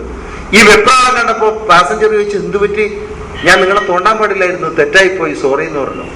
അപ്പൊ ഇയാൾ പറയാണ്, നിങ്ങൾ തോണ്ടിയതല്ല പ്രശ്നം, ഞാൻ ഇന്നലെ വരെ ആംബുലൻസിന്റെ ഡ്രൈവറായിരുന്നു, ശവത്തിനെ മാത്രം ഇത്രയും കാലം ഞാൻ ഇതിൽ കൊണ്ടു നടന്നിരുന്നു. അപ്പൊ പെട്ടെന്ന് ഇയാൾക്ക് നമ്മുടെ മനസ്സിനകത്തുള്ള ഈ വിശ്വാസം എങ്ങനെയും മാറ്റിമറിക്കാൻ നമുക്ക് കഴിയുന്നില്ല. മനുഷ്യന്റെ മനസ്സതാണ്. അതിനകത്ത് പ്രാർത്ഥന പ്രാർത്ഥന പ്രാർത്ഥന, പ്രവർത്തിക്കുന്നത് പോലും പ്രാർത്ഥനയ്ക്ക് ഉത്തരം കിട്ടാൻ. നമ്മുടെ മനസ്സിലുള്ള ആഗ്രഹമാകുന്ന പ്രാർത്ഥന നടപ്പിൽ വരാനല്ല പ്രവർത്തിക്കുന്നത്, പ്രാർത്ഥനയ്ക്ക് ഉത്തരം കിട്ടാൻ വേണ്ടി പ്രവർത്തിക്കുന്നിടത്തേക്ക്. ചിന്തിച്ചു നോക്കണം, നേരെ ഓപ്പോസിറ്റ് ആണ് മുസ്ലിം സമുദായത്തിന്റെ കാര്യങ്ങൾ മുഴുവൻ. നോക്ക്, ലൈലത്തുൽ ഖദറിന്റെ അന്ന് എത്ര ലക്ഷം പാക്കറ്റാണ് നിങ്ങളുടെ നാട്ടിൽ വിതരണം ചെയ്തത്? ആ വിഡ്ഢിത്തത്തിന്റെ ആഴം മനസ്സിലാക്കാൻ 10 വർഷങ്ങൾക്ക് മുമ്പ് അത് ഈ നാട്ടിൽ ഇല്ലായിരുന്നു എന്ന് ചിന്തിക്കണം. 10 വർഷങ്ങൾക്ക് മുമ്പില്ലാത്ത ഒരാചാരത്തിനാണ് ബുദ്ധിജീവികൾ എന്ന് അവകാശപ്പെടുന്ന ഇവരിൽ നിന്ന് ലക്ഷങ്ങളെ ഇപ്പൊ കിട്ടിയിരിക്കുന്നത്. എന്താ കാരണം? അവിടെ നിന്ന് പ്രാർത്ഥിച്ചുകൊണ്ടിരിക്കുന്ന മനുഷ്യന്റെ വാചകങ്ങളിൽ വീണു പോവുക. അതിന്റെ സീഡി കണ്ടാലല്ലേ ഒരുവിധ ആൾക്കാരൊക്കെ വീണു പോകും. കാരണം ഒരു മെസ്മറൈസിങ് സ്റ്റൈലിലാണ് അയാൾ അങ്ങ് പ്രാർത്ഥിക്കുക. നബിയോടാ പ്രാർത്ഥന, അള്ളാഹുവിനോട് പോലുമല്ല. നബിയെ ഞങ്ങൾക്ക് വാങ്ങിച്ചു തരണേ, ഞങ്ങൾക്ക് വാങ്ങിച്ചു തരണേ എന്ന്. ഇത് അള്ളാഹുവിനോട് സ്വർഗം വാങ്ങിച്ചു തരണേ, നബി വാങ്ങിച്ചു കൊടുക്കണേ. ഇത് കേൾക്കുമ്പം മൃദുല മനസ്കരായ ഈ ലോല മനസ്സും കൊണ്ട്, ലോല ചിന്തകളും കൊണ്ട് ഇവരങ്ങ് വീണു പോകുന്നതിൽ അതിന്റെ പുറകെ പോവുക. ഇത് ഈ പ്രാർത്ഥനാ ചിന്തയുടെ ഇമ്പാക്റ്റാണ്. എന്നാൽ യഥാർത്ഥത്തിൽ പ്രാർത്ഥനാ ചിന്തയെ ഉപേക്ഷിക്കുന്നവൻ ഇങ്ങനെയല്ല ചിന്തിക്കുക. അവൻ ആ സമയം കൊണ്ട് പ്രവർത്തിച്ചിട്ട് ഭൂമിയിൽ സ്വർഗം സൃഷ്ടിക്കാൻ ശ്രമിക്കും. പ്രവർത്തനത്തിലൂടെ തന്റെ ഭാവിയെ സ്വർഗതുല്യമാക്കി മാറ്റാൻ ശ്രമിക്കും. പ്രാർത്ഥന, അതിൽ വിശ്വസിക്കുന്നവൻ വെറുതെ സ്വർഗത്തിന് വേണ്ടി ചോദിച്ചിട്ട് കാത്തിരിക്കും. പ്രാർത്ഥനയുടെ ഫലം, പ്രാർത്ഥനയും പ്രതീക്ഷയും ഒരുമിച്ചു പോകും, പ്രവർത്തനവും ഫലവും ഒരുമിച്ചു പോകും. പ്രാർത്ഥനയും പ്രതീക്ഷയും പ്രവർത്തനവും ഫലവും. നിങ്ങൾ ആലോചിച്ച് നോക്കണം. ഈ പ്രാർത്ഥന എന്നതിനെ ഒരു ആത്മവിശ്വാസത്തിലേക്ക് അല്ലെങ്കിൽ ഒരു ലക്ഷ്യബോധത്തിലേക്ക് കടത്തിയവന്റെ വ്യക്തിത്വത്തിലുണ്ടാകുന്ന വലിയൊരു മാറ്റമുണ്ട്. ആ മാറ്റം ഇന്ന് മുസ്ലിങ്ങൾക്കില്ല. സത്യത്തിൽ സൈക്കോളജിക്കലി ചിന്തിച്ചാൽ മനസ്സിലാകുന്ന ഒരു കാര്യമാണ്. എന്താ? ലക്ഷ്യബോധത്തോടുകൂടി പ്രവർത്തിക്കുന്ന ഒരുത്തന്റെ ഏറ്റവും വലിയ കൈമുതൽ എന്ന് പറയുന്നത് ഞാൻ വിജയിച്ചിരിക്കും എന്ന വിശ്വാസമാണ്. ലക്ഷ്യബോധത്തോടുകൂടി പ്രവർത്തിക്കുന്ന ഒരാളുടെ ഏറ്റവും വലിയ അസറ്റ്, തീർച്ചയായും ഞാൻ വിജയിച്ചിരിക്കും എന്ന വിശ്വാസമാണ് അവനെ ഭരിക്കുക. പക്ഷേ പ്രാർത്ഥിക്കുന്നവനെ കിട്ടുമോ ഇല്ലയോ എന്ന സംശയമാണ് എപ്പോഴും. കിട്ടുമോ ഇല്ലയോ. എന്താ, എന്റെ നാട്ടില് ഒരു ദിവസം രാവിലെ ഒരു പെൺകുട്ടി അലറി വിളിച്ചുകൊണ്ട് ഓടി നടക്കുക. പെട്ടെന്ന് ഞങ്ങൾ പോയി, ഇപ്പോഴൊന്നുമല്ല, 10-20 കൊല്ലം മുമ്പാണ്. ആ പെൺകുട്ടിയെ പരിധിയിട്ട് ആരും പോകുന്നും വേണ്ട. ഇപ്പൊ ഞങ്ങളെല്ലാരും കൂടി പോയി നോക്കുമ്പോ ആ കുട്ടി കല്യാണം കഴിഞ്ഞിട്ട് ഞങ്ങളുടെ നാട്ടിലേക്ക് വന്നതാണ്. അപ്പൊ എന്താ കാര്യം? ഫസ്റ്റ് നൈറ്റിൽ എന്തോ കാരണവശാൽ ഈ ഭർത്താവുമായി ഉടക്കുണ്ടായി, അല്ലെങ്കിൽ പേടിച്ചു. ഈ കുട്ടി അത് കാരണത്താലാണ് പിറ്റേ ദിവസം അലറി വിളിച്ചിട്ട് ഓടി നടക്കുന്നത്. ആ എന്ത് കണ്ടിട്ട് പേടിച്ചെന്നൊന്നും ആരും ചിന്തിച്ച് നടക്കണ്ട. എന്തോ ഈ കുട്ടി പേടിച്ചു, ആ കുട്ടി ഓടി നടക്കുകയാണ് ഇങ്ങനെ. അപ്പൊ എല്ലാരും കൂടി ഉടനെ തന്നെ ആൾക്കാരെല്ലാം പറഞ്ഞു ജിന്നുകൂടി. കാരണം അലറി വിളിക്കുകയാണ്, ഇതുവരെ കേട്ടിട്ടില്ലാത്ത രീതിയിലുള്ള ശബ്ദങ്ങളൊക്കെ വരിക. ഉടനെ കുറെ ദൂരത്തുള്ള ഒരു തങ്ങളെ കൊണ്ടുവന്നു. അപ്പോ ഒരു ജിജ്ഞാസയും കൊണ്ട് ഞങ്ങളെല്ലാരും, കുറെ പേരുണ്ട്, ഞങ്ങളെല്ലാരും ഇതിന്റെ പുറകെ തന്നെ കൂടി. അപ്പൊ തേങ്ങ കൊണ്ടുവരുന്നു, തേങ്ങയുടെ മേലെ ആ ചകരിയുടെ കുറച്ച് ഭാഗം നിർത്തിയിട്ട് അതിൽ ഇദ്ദേഹം എന്തോ ഒഴിക്കുമ്പോൾ ഇതിനകത്തുനിന്ന് പുക വരുന്നു മേലേക്ക്. മുട്ട എടുത്തിട്ട് അതിന്റെ പുറത്തെന്തോ എഴുതുന്നു. ഇങ്ങനെയൊക്കെ ചെയ്തുകൊണ്ടിരിക്കുമ്പോ ഈ കുട്ടിയാണെങ്കിൽ ഇങ്ങനെ വിറച്ചുകൊണ്ടിരിക്കുക. അങ്ങനെ അയാൾ അന്ന് പോയി. പിറ്റേ ദിവസം നോക്കുമ്പോൾ ഈ ഭർത്താവിന്റെ പെങ്ങൾക്കും ഇതേ അസുഖം. ഈ പെണ്ണിന് മാത്രമല്ല, ഭർത്താവിന്റെ പെങ്ങൾക്കും ഇതേ അസുഖം. അപ്പൊ 2 പേർക്കായപ്പോ തലേന്ന് കുറേശ്ശൊക്കെ ഞങ്ങളെ പോലെ യുക്തിവാദികളൊക്കെ പറഞ്ഞു എന്ത് ജിന്ന്, എന്ത് പിശാച്, ഇതെന്തോ മാനസിക രോഗമാന്ന് പറഞ്ഞു. പിറ്റേന്ന് 2 പേർക്കും കൂടി വന്നപ്പോ പിന്നെ പറയാൻ സ്കോപ്പില്ല. 2 ആൾക്കും ആയില്ലേ. എന്തോടാ മാനസിക രോഗം പകരുമോ എന്ന് വെച്ചിട്ട് നമ്മുടെ മേലെ കുതിരേറാൻ വന്നു. എന്നാ പിന്നെ ആയിക്കോട്ടെ എന്ന് കരുതി ഞങ്ങൾ പിന്നെയും കൂടി. മനസ്സ് അങ്ങോട്ട് അത് ഏറ്റെടുക്കാൻ തയ്യാറാവുന്നില്ല. പക്ഷെ 99% അവിടെ കൂടിയിരിക്കുന്ന ജനങ്ങൾ മുഴുവൻ ഇതിൽ വിശ്വസിക്കുന്നവരാണ്. ഇത് ജിന്നാണ് അല്ലെങ്കിൽ ചെറുത്താനാണ്. ഈ ജിന്നെന്താ ചെറുത്താനെന്താ ഇതൊന്നും അറിയില്ല ആർക്കും. അറിയാത്തതിലാണ് വിശ്വാസം. ദൈവം ആവർത്തിച്ച് പറഞ്ഞു നിങ്ങൾക്ക് അറിയാത്തതിനെ വിശ്വസിക്കരുത്. എന്നാലും വിശ്വാസം അതിൽ തന്നെയാ, ജിന്നിലും ചെറുത്താനിലും. അതിന്റെ പുറകെ അങ്ങ് പോവുക. എന്നിട്ട് പിറ്റേ ദിവസം ഇവർ രണ്ടുപേരും മാത്രമല്ല, ഇവര് വളരെ വയലന്റായി, ഒരാൾക്ക് പിടിച്ചാലൊന്നും കിട്ടാത്ത പോലെയായി.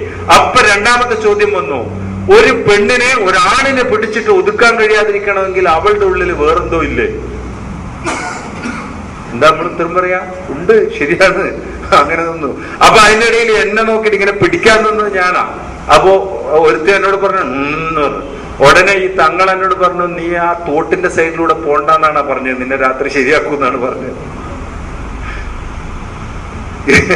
നമ്മുടെ ജീവനും നമുക്കും പ്രധാനമാണല്ലോ, ചെറിയ പേടി നമുക്കും വരും. അപ്പൊ ചുരുക്കി പറയാം, മൂന്നാമത്തെ ദിവസം ഭർത്താവിന്റെ രണ്ടാമത്തെ പെണ്ണുങ്ങൾക്ക് ഇത് വന്നു. 3 പെണ്ണുങ്ങളും ഒരേപോലെ വികൃതികൾ കാണിച്ചുകൊണ്ട് ആ ഭീകരമായ ശബ്ദങ്ങൾ ഉയർത്തിക്കൊണ്ട് അലറി വിളിക്കുകയും സ്വന്തം നഗ്നത പോലും പരിഗണിക്കാതെ, ഓർമ്മയില്ലാതെ ഗോഷ്ഠികൾ കാട്ടുകയും ചെയ്യുമ്പോ ജിന്നാണെന്നോ ചെറുത്താനാണെന്നോ ഒക്കെ പറഞ്ഞാൽ വിശ്വസിച്ചു പോകും.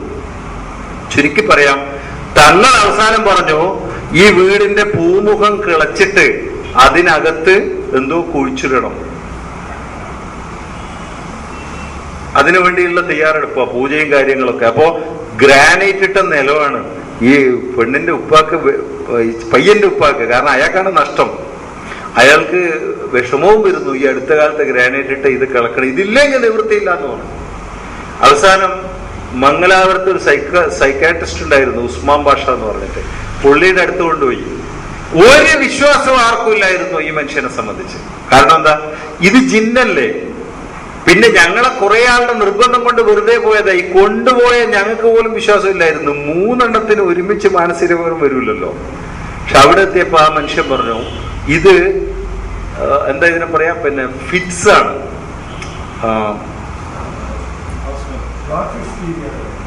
ഹിസ്റ്റീരിയ.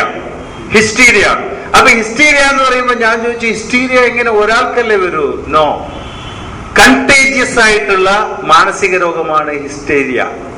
കണ്ടു നിൽക്കുന്നവർക്ക് അത് പകരും, കണ്ടുകൊണ്ടിരിക്കുന്നവർക്ക് അത് പകരും. മാസ് ഹിസ്റ്റീരിയ എന്ന് പറയും അതിന്. ചിലപ്പോ ഒരു ക്ലാസ്സിലുള്ള 90 കുട്ടികളൊക്കെ ബോധം കെട്ട് വീഴുന്ന കഥകൾ കേൾക്കുന്നില്ലേ, അതൊക്കെ മാസ് ഹിസ്റ്റീരിയ ആണ്. ഈ മനുഷ്യൻ പറഞ്ഞു, ഒരാഴ്ച ഇവിടെ അഡ്മിറ്റ് ചെയ്താൽ തീരുന്നതേ ഉള്ളൂ. ഒരാഴ്ച അഡ്മിറ്റ് ചെയ്തു. They are living now as human beings. ഒരു പിശാചും ഇല്ല, ഒരു ജിന്നും ഇല്ലായിരുന്നു. ഇവിടെ എന്റെ വിഷയം, ഈ 99% ജനങ്ങളെയും അത് പിശാചാണെന്ന് വിശ്വസിക്കാൻ പ്രേരിപ്പിച്ച ഘടകം എന്താണ്? പ്രാർത്ഥനയിലുള്ള വിശ്വാസമാണ്. പ്രാർത്ഥനയിലൂടെ മാറിക്കിട്ടുമെന്ന വിശ്വാസമാണ് മനുഷ്യനെ അങ്ങോട്ട് കൊണ്ടുപോയിരിക്കുന്നത്. ആ വിശ്വാസത്തിൽ നിന്നാണ് ഈ സിദ്ധന്മാർ മുഴുവൻ ഉണ്ടായിരിക്കുന്നത്. കേരളം എന്താ, ദൈവത്തിന്റെ സ്വന്തം നാട് അല്ലെ, ഗോഡ്സ് ഓൺ കൺട്രി. ചില ആൾ പറയും ഡോഗ്സ് ഓൺ കൺട്രി. അതാ ഒന്നുകൂടെ ശരി. അത്ര അധികം ഉണ്ട് ഇപ്പോ അത്. അപ്പോ ഈ ദൈവത്തിന്റെ സ്വന്തം നാടെന്ന് പറയുന്ന ഇന്ത്യയിലെ ഏറ്റവും ഉന്നതമായ ജീവിതം നയിക്കുന്നവരെന്ന് അവകാശപ്പെടുന്ന നമ്മുടെ ഇടയിലാണ് ഏറ്റവും കൂടുതൽ ഈ സിദ്ധന്മാരുള്ളത് എന്നതാണ് സത്യം. അതിൽ തന്നെ മുസ്ലിങ്ങൾക്കിടയിൽ. കാരണം ഈ പ്രാർത്ഥനയെ തെറ്റായി മനസ്സിലാക്കിയതാണ്. ഇതിന്റെ ഇമ്പാക്റ്റിനെ കുറിച്ചാണ് ഞാൻ പറയുന്നത്. യഥാർത്ഥത്തിൽ പ്രാർത്ഥന എന്നത് മാറ്റി ലക്ഷ്യബോധമാക്കി മാറ്റേണ്ടതിന്റെ ആവശ്യകതയിലേക്ക്. ഇത് അത്ര വേഗമൊന്നും തീരുന്നതല്ല സത്യത്തിൽ. ഇതിന്റെ ദൂഷ്യഫലങ്ങളെ കുറിച്ച് ആലോചിച്ചാൽ ഒറ്റ കാര്യം കൂടി നമുക്കതിനെ വിലയിരുത്തിയാൽ അതിന്റെ ഭീഭത്സത മനസ്സിലാവും. യഥാർത്ഥത്തിൽ ഖുർആനിന്റെ അനുയായികളെ ദൈവം വിഭാവന ചെയ്യുന്നത് നേതൃപരമായ ഒരു റോൾ നിർവഹിക്കുന്ന സമൂഹമായിട്ടാണ്. ഉമ്മത്തൻ വസത്തൻ എന്ന് പറഞ്ഞത് അതുകൊണ്ടാണ്. മൊത്തം ജനങ്ങൾക്കും നേതൃപരമായ ഒരു നിലപാടിലായിരിക്കണം, ഒരു നിലവാരത്തിലായിരിക്കണം ഖുർആനിന്റെ അഹ്ലുകാർ. മുസ്ലിം എന്ന് പറയാൻ എനിക്ക് ഭയമാണ്. കാരണം മുസ്ലിം എന്ന് പറയുമ്പോൾ ഞാൻ നേരത്തെ പറഞ്ഞ പോലെ ആ ചത്ത ശവത്തിന്റെ ഓർമ്മ ഇപ്പോഴും വരും. ഇത്രയും കാലം മനസ്സിൽ കൊണ്ട് നടന്ന ശവമുണ്ടല്ലോ, ആ ശവമാണ് ഇന്ന് കാണുന്ന മുസ്ലിം സമുദായം. അതാണെന്ന് തോന്നിപ്പോവും. അതുകൊണ്ടാണ് ഞാൻ ഖുർആനിന്റെ അനുയായികൾ എന്ന് എടുത്തു പറയുന്നത്. യഥാർത്ഥത്തിൽ ഖുർആനിന്റെ അനുയായികളെ ദൈവം വിഭാവനം ചെയ്യുന്നത് ജനങ്ങൾക്ക് മുഴുവൻ നേതൃത്വം കൊടുക്കാനുള്ള ഒരു കൊച്ചു സംഘമായിട്ടാണ്, ഒരു കൊച്ചു വിഭാഗമായിട്ടാണ്. എന്നാൽ അതിൽ നിന്ന് മാറി സർവരാലും നയിക്കപ്പെടുന്ന ജീവനില്ലാത്ത ചൈതന്യമില്ലാത്ത ഒഴുക്കിന്റെ മേലെ പൊങ്ങുതടികളായി ഒഴുകുന്ന ഒരു സമൂഹമാക്കി ഇതിനെ മാറ്റിയത് ഈ പ്രാർത്ഥനാ വിശ്വാസമാണെന്ന് പറയണം. ചെറിയ ഇമ്പാക്റ്റ് ഒന്നുമല്ല ഇതുകൊണ്ടുണ്ടായിരിക്കുന്നത്. കാരണം നമുക്കൊരു ക്ലാസ്സിൽ നിന്ന് 35 മാർക്ക് വാങ്ങിയാൽ വിജയിക്കാൻ പറ്റുമോ? എന്താ പറയാ നമ്മളതിനെ? കുറെ സ്റ്റുഡൻസ് ഇല്ലേ ഇപ്പൊ?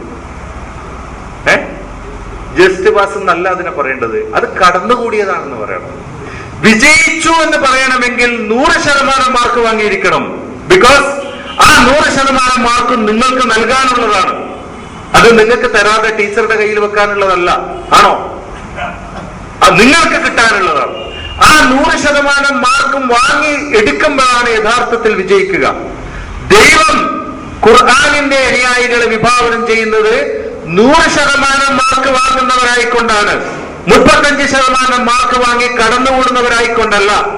പക്ഷെ ഇന്നത്തെ ഈ സമുദായം വെറും 35%, അതും എന്താ അനുവദിച്ച് കിട്ടുന്ന കുറെ മാർക്ക് വേറെ ഉണ്ടല്ലോ, അതെല്ലാം കൂടി ചേർത്തിട്ട് പാസ്സായാൽ മതി എന്ന് വിശ്വസിക്കുന്നിടത്തേക്ക് ഈ മനുഷ്യനെ, ഈ സമുദായത്തെ മാറ്റിയിട്ടുണ്ടെങ്കിൽ അതിന് കാരണം ഈ പ്രാർത്ഥനയാണ് എന്ന് മനസ്സിലാക്കണം നമുക്ക്. യഥാർത്ഥത്തിൽ ഈ പ്രാർത്ഥനയില്ലാത്ത പ്രവർത്തനം, പ്രാർത്ഥന തീരെ ഉപേക്ഷിക്കാൻ പറ്റിയതല്ല, ഞാൻ പറഞ്ഞ ദൈവം പറഞ്ഞു തരുന്ന അർത്ഥന, അതില്ലാത്ത പ്രവർത്തനം യഥാർത്ഥത്തിൽ അലക്ഷ്യമായ പ്രവർത്തനമാണ്. എന്നാൽ പ്രവർത്തനമില്ലാത്ത പ്രാർത്ഥന നിഷ്ഫലമാണ്. പ്രവർത്തനമില്ലാത്ത പ്രാർത്ഥന. അതുകൊണ്ടാണ് ഈ സമൂഹത്തിന് ഇന്ന് ഒരു ഫലവും ഇല്ലാതെ പോകുന്നത്. കാരണം എന്താണെന്നറിയോ? പ്രവർത്തിക്കുക എന്ന എലമെന്റാണ് ഈ പ്രാർത്ഥനാ വിശ്വാസം മനുഷ്യനിൽ നിന്ന് എടുത്തു കളയുന്നത്. പ്രവർത്തിക്കാനുള്ള ശേഷിയാണ് ഇല്ലാതാക്കി കളയുന്നത്. അല്ലേ? അല്പം പ്രായമായ ഒരാളെ നമ്മൾ കാണാൻ പോയാൽ നമ്മൾ എന്താ പറയാ? സാധാരണ എന്താ പറയാ? വെറുതെ പ്രാർത്ഥിച്ചുകൊണ്ട് മൂലക്കിരുന്നോളാണ് ഉപദേശിക്കുക പോലും, അല്ലേ? 99-ാമത്തെ വയസ്സിൽ, 100-ാമത്തെ വയസ്സിൽ മരിക്കും എന്നല്ല ഞാൻ പറഞ്ഞതിന്റെ അർത്ഥം, ഒരു കണക്ക് പറയണമല്ലോ. 99-ാമത്തെ വയസ്സിലുള്ള ആളോടും നമ്മൾ ഉപദേശിക്കേണ്ടത് കഴിയുന്നിടത്തോളം പ്രവർത്തിക്കാനാ, പ്രാർത്ഥിക്കാനല്ല. ദൈവം ഉപദേശിച്ചത് കഴിവിനനുസരിച്ച് പ്രവർത്തിക്കാനാണ്. പക്ഷെ നമ്മള് 1-ാം ക്ലാസ്സിൽ പോകുന്ന കുട്ടിയെ പഠിപ്പിക്കുന്ന എന്താ? സ്കൂളിലേക്ക് വിടുമ്പോ ആദ്യം എന്താ പഠിപ്പിക്കുക? ബിസ്മില്ലാഹിർ റഹ്മാനിർ റഹീം എന്നും പറഞ്ഞിട്ട് ഒരു അഭൗതിക വിശ്വാസത്തിൽ ഊന്നിയ ഒരു ഫലത്തിന്റെ പ്രതീക്ഷയിൽ നീ പുറപ്പെട്ടോ, അങ്ങനെയാ പഠിപ്പിക്കുക. ആദ്യം തന്നെ ബിസ്മില്ലാഹിർ റഹ്മാനിർ റഹീം എന്നും പറഞ്ഞിട്ട് നീ അങ്ങ് ഇറങ്ങിക്കോ. അപ്പൊ തന്നെ ഇവന്റെ വിചാരം എന്താണെന്നറിയോ? ബിസ്മി പറഞ്ഞു കഴിഞ്ഞു, ഇനി എന്തോ? ഇനി കിട്ടിക്കോളും. ഈ തെറ്റായ ഒരു സന്ദേശം ഈ സമൂഹത്തിന്റെ, ഈ മുഴുവൻ മുസ്ലിങ്ങളുടെയും തലയിൽ അടിച്ചേൽപ്പിച്ചത് ഈ പ്രാർത്ഥനാ വിശ്വാസം. അതൊരു വലിയ ഇമ്പാക്റ്റാണ്. ഇവിടെ മനസ്സിലാക്കുക, ദൈവം ഒരു മാജിക്കുകാരനൊന്നുമല്ല. ദൈവം ആകാശത്ത് നിന്ന് റിസൾട്ട് പൊതിഞ്ഞിട്ട് മനുഷ്യന് ഇട്ട് തരുമൊന്നുമില്ല. ദൈവം മനുഷ്യന് തരുന്നത് അവസരങ്ങളാണ്. ആ അവസരങ്ങളെ പ്രവർത്തനത്തിലൂടെ, ലക്ഷ്യബോധത്തിലൂടെ റിസൾട്ടുകളാക്കി മാറ്റാനാണ് ദൈവം ആവശ്യപ്പെടുന്നത്. അതാണ് അതിലെ അർത്ഥന. ഇംഗ്ലീഷ് പറയാറുണ്ട്, every morning you have 2 choices. Every morning continue with your sleep, continue your sleep with your dreams. ഒരു ചോയ്സ്. നിങ്ങൾക്ക് നിങ്ങളുടെ സ്വപ്നം, ആ സ്വപ്നം കണ്ടുകൊണ്ട് അങ്ങനെ ഉറങ്ങാം, അതൊരു choice. The other choice, wake up and chase your dreams. എഴുന്നേൽക്കുക, ആ സ്വപ്നത്തെ ഓടിപ്പിടിക്കുക. ഇവിടെ ആ സ്വപ്നത്തെ ഓടിപ്പിടിക്കാനാണ് ദൈവം നമ്മളെ പ്രേരിപ്പിക്കുന്നത്. പ്രാർത്ഥന പ്രേരിപ്പിക്കുന്നത് എന്തിനാ? കിടന്നുറങ്ങിക്കൊണ്ട് ആ സ്വപ്നം സാക്ഷാത്കരിക്കും എന്നാണ് നിങ്ങൾക്ക് പ്രാർത്ഥന പഠിപ്പിച്ചു തരുന്നത്. ഇന്നത്തെ പ്രാർത്ഥന ഇത്ര വലിയൊരു അന്തരമുണ്ട് ഇത്. അതുകൊണ്ടെന്താ? ഈ സമൂഹം കിടന്നുറങ്ങുകയാണ് ഇപ്പൊ. അതാണ് മഹാന്മാര് പഠിപ്പിച്ചു കൊടുത്തത് ഇവർക്ക്. എന്നാൽ ഖുർആൻ ഇതല്ല മനുഷ്യനെ പഠിപ്പിക്കുന്നത്. അതുകൊണ്ടാണ് അള്ളാഹ് പറഞ്ഞത്, ഇന്നല്ലാഹ ലാ യുഗയ്യിറു മാ ബിഖൗമിൻ ഹത്താ യുഗയ്യിറു മാ ബിഅൻഫുസിഹിം.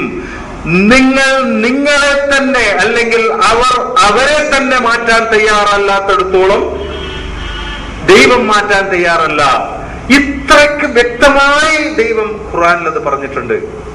അവിടെ പറഞ്ഞത്, നിങ്ങൾ മാറ്റത്തിന് വേണ്ടി ചോദിക്കാത്തിടത്തോളം കാലം ദൈവം നിങ്ങളെ മാറ്റാൻ തയ്യാറല്ല എന്നല്ല, നിങ്ങൾ നിങ്ങളെ തന്നെ മാറ്റാത്തിടത്തോളം കാലം നിങ്ങളെ മാറ്റാൻ തയ്യാറല്ല എന്നാ. ഇന്നല്ലാഹ ലാ യുഗയ്യിറു മാ ബിഖൗമിൻ ഹത്താ യുഗയ്യിറു മാ ബിഅൻഫുസിഹിം. നിങ്ങൾ നിങ്ങളെ മാറ്റാത്തിടത്തോളം കാലം. അപ്പൊ മാറ്റം എന്ന പ്രക്രിയ, ആ പ്രവർത്തനം സൃഷ്ടി നടത്തണം. അതിന്റെ റിസൾട്ടാണ് പിന്നെ വരേണ്ടത്. എന്നാൽ ഇന്ന് മാറണേ മാറണേ എന്ന് പ്രാർത്ഥിച്ചിട്ട് പ്രവർത്തിക്കാതിരിക്കുന്ന ഒരു സമൂഹത്തെ സൃഷ്ടിക്കാൻ ഈ പ്രാർത്ഥന ദൈവത്തിന്റെ ഈ അർത്ഥനയെ, ഈ ലക്ഷ്യബോധത്തെ തെറ്റായി വ്യാഖ്യാനിച്ചതിലൂടെ ഉണ്ടായിട്ടുണ്ട്. അതിന്റെ ഏറ്റവും വലിയ ഇമ്പാക്ട് അത് പറഞ്ഞിട്ട് ഈ പ്രഭാഷണം അവസാനിപ്പിക്കാനാണ് എനിക്ക് താല്പര്യം. ഏറ്റവും വലിയ ഇമ്പാക്ട് ഖുർആനിനെ തെറ്റിദ്ധരിച്ചു എന്നതാണ്. പ്രാർത്ഥനാ വിശ്വാസത്തിന്റെ ഏറ്റവും വലിയ ഇമ്പാക്ട്, ഏറ്റവും വലിയ മോശമായ ഇമ്പാക്ട് ഖുർആനിനെ തെറ്റിദ്ധരിച്ചു എന്നതാണ്. കാരണം ഖുർആൻ ആദ്യം അള്ളാഹു നമ്മളെ പഠിപ്പിച്ചു ഇഹ്ദിന സിറാത്തൽ മുസ്തഖീം എന്ന് ചോദിക്കാൻ. ഇഹ്ദിന സിറാത്തൽ മുസ്തഖീം എന്ന് ചോദിക്കാൻ ഹിദായത്ത് കിട്ടണം. എന്നിട്ട് ദൈവം പറഞ്ഞു, മറ്റൊരിടത്ത് പറഞ്ഞു, അല്ലദീ ഖലഖൽ മൗത വൽ ഹയാത ലിയബ്ലുവകും അയ്യുകും അഹ്സനു അമലാ. നിങ്ങളോട് ഒരു ചോദ്യം ചോദിക്കാൻ ദൈവം പഠിപ്പിച്ചു.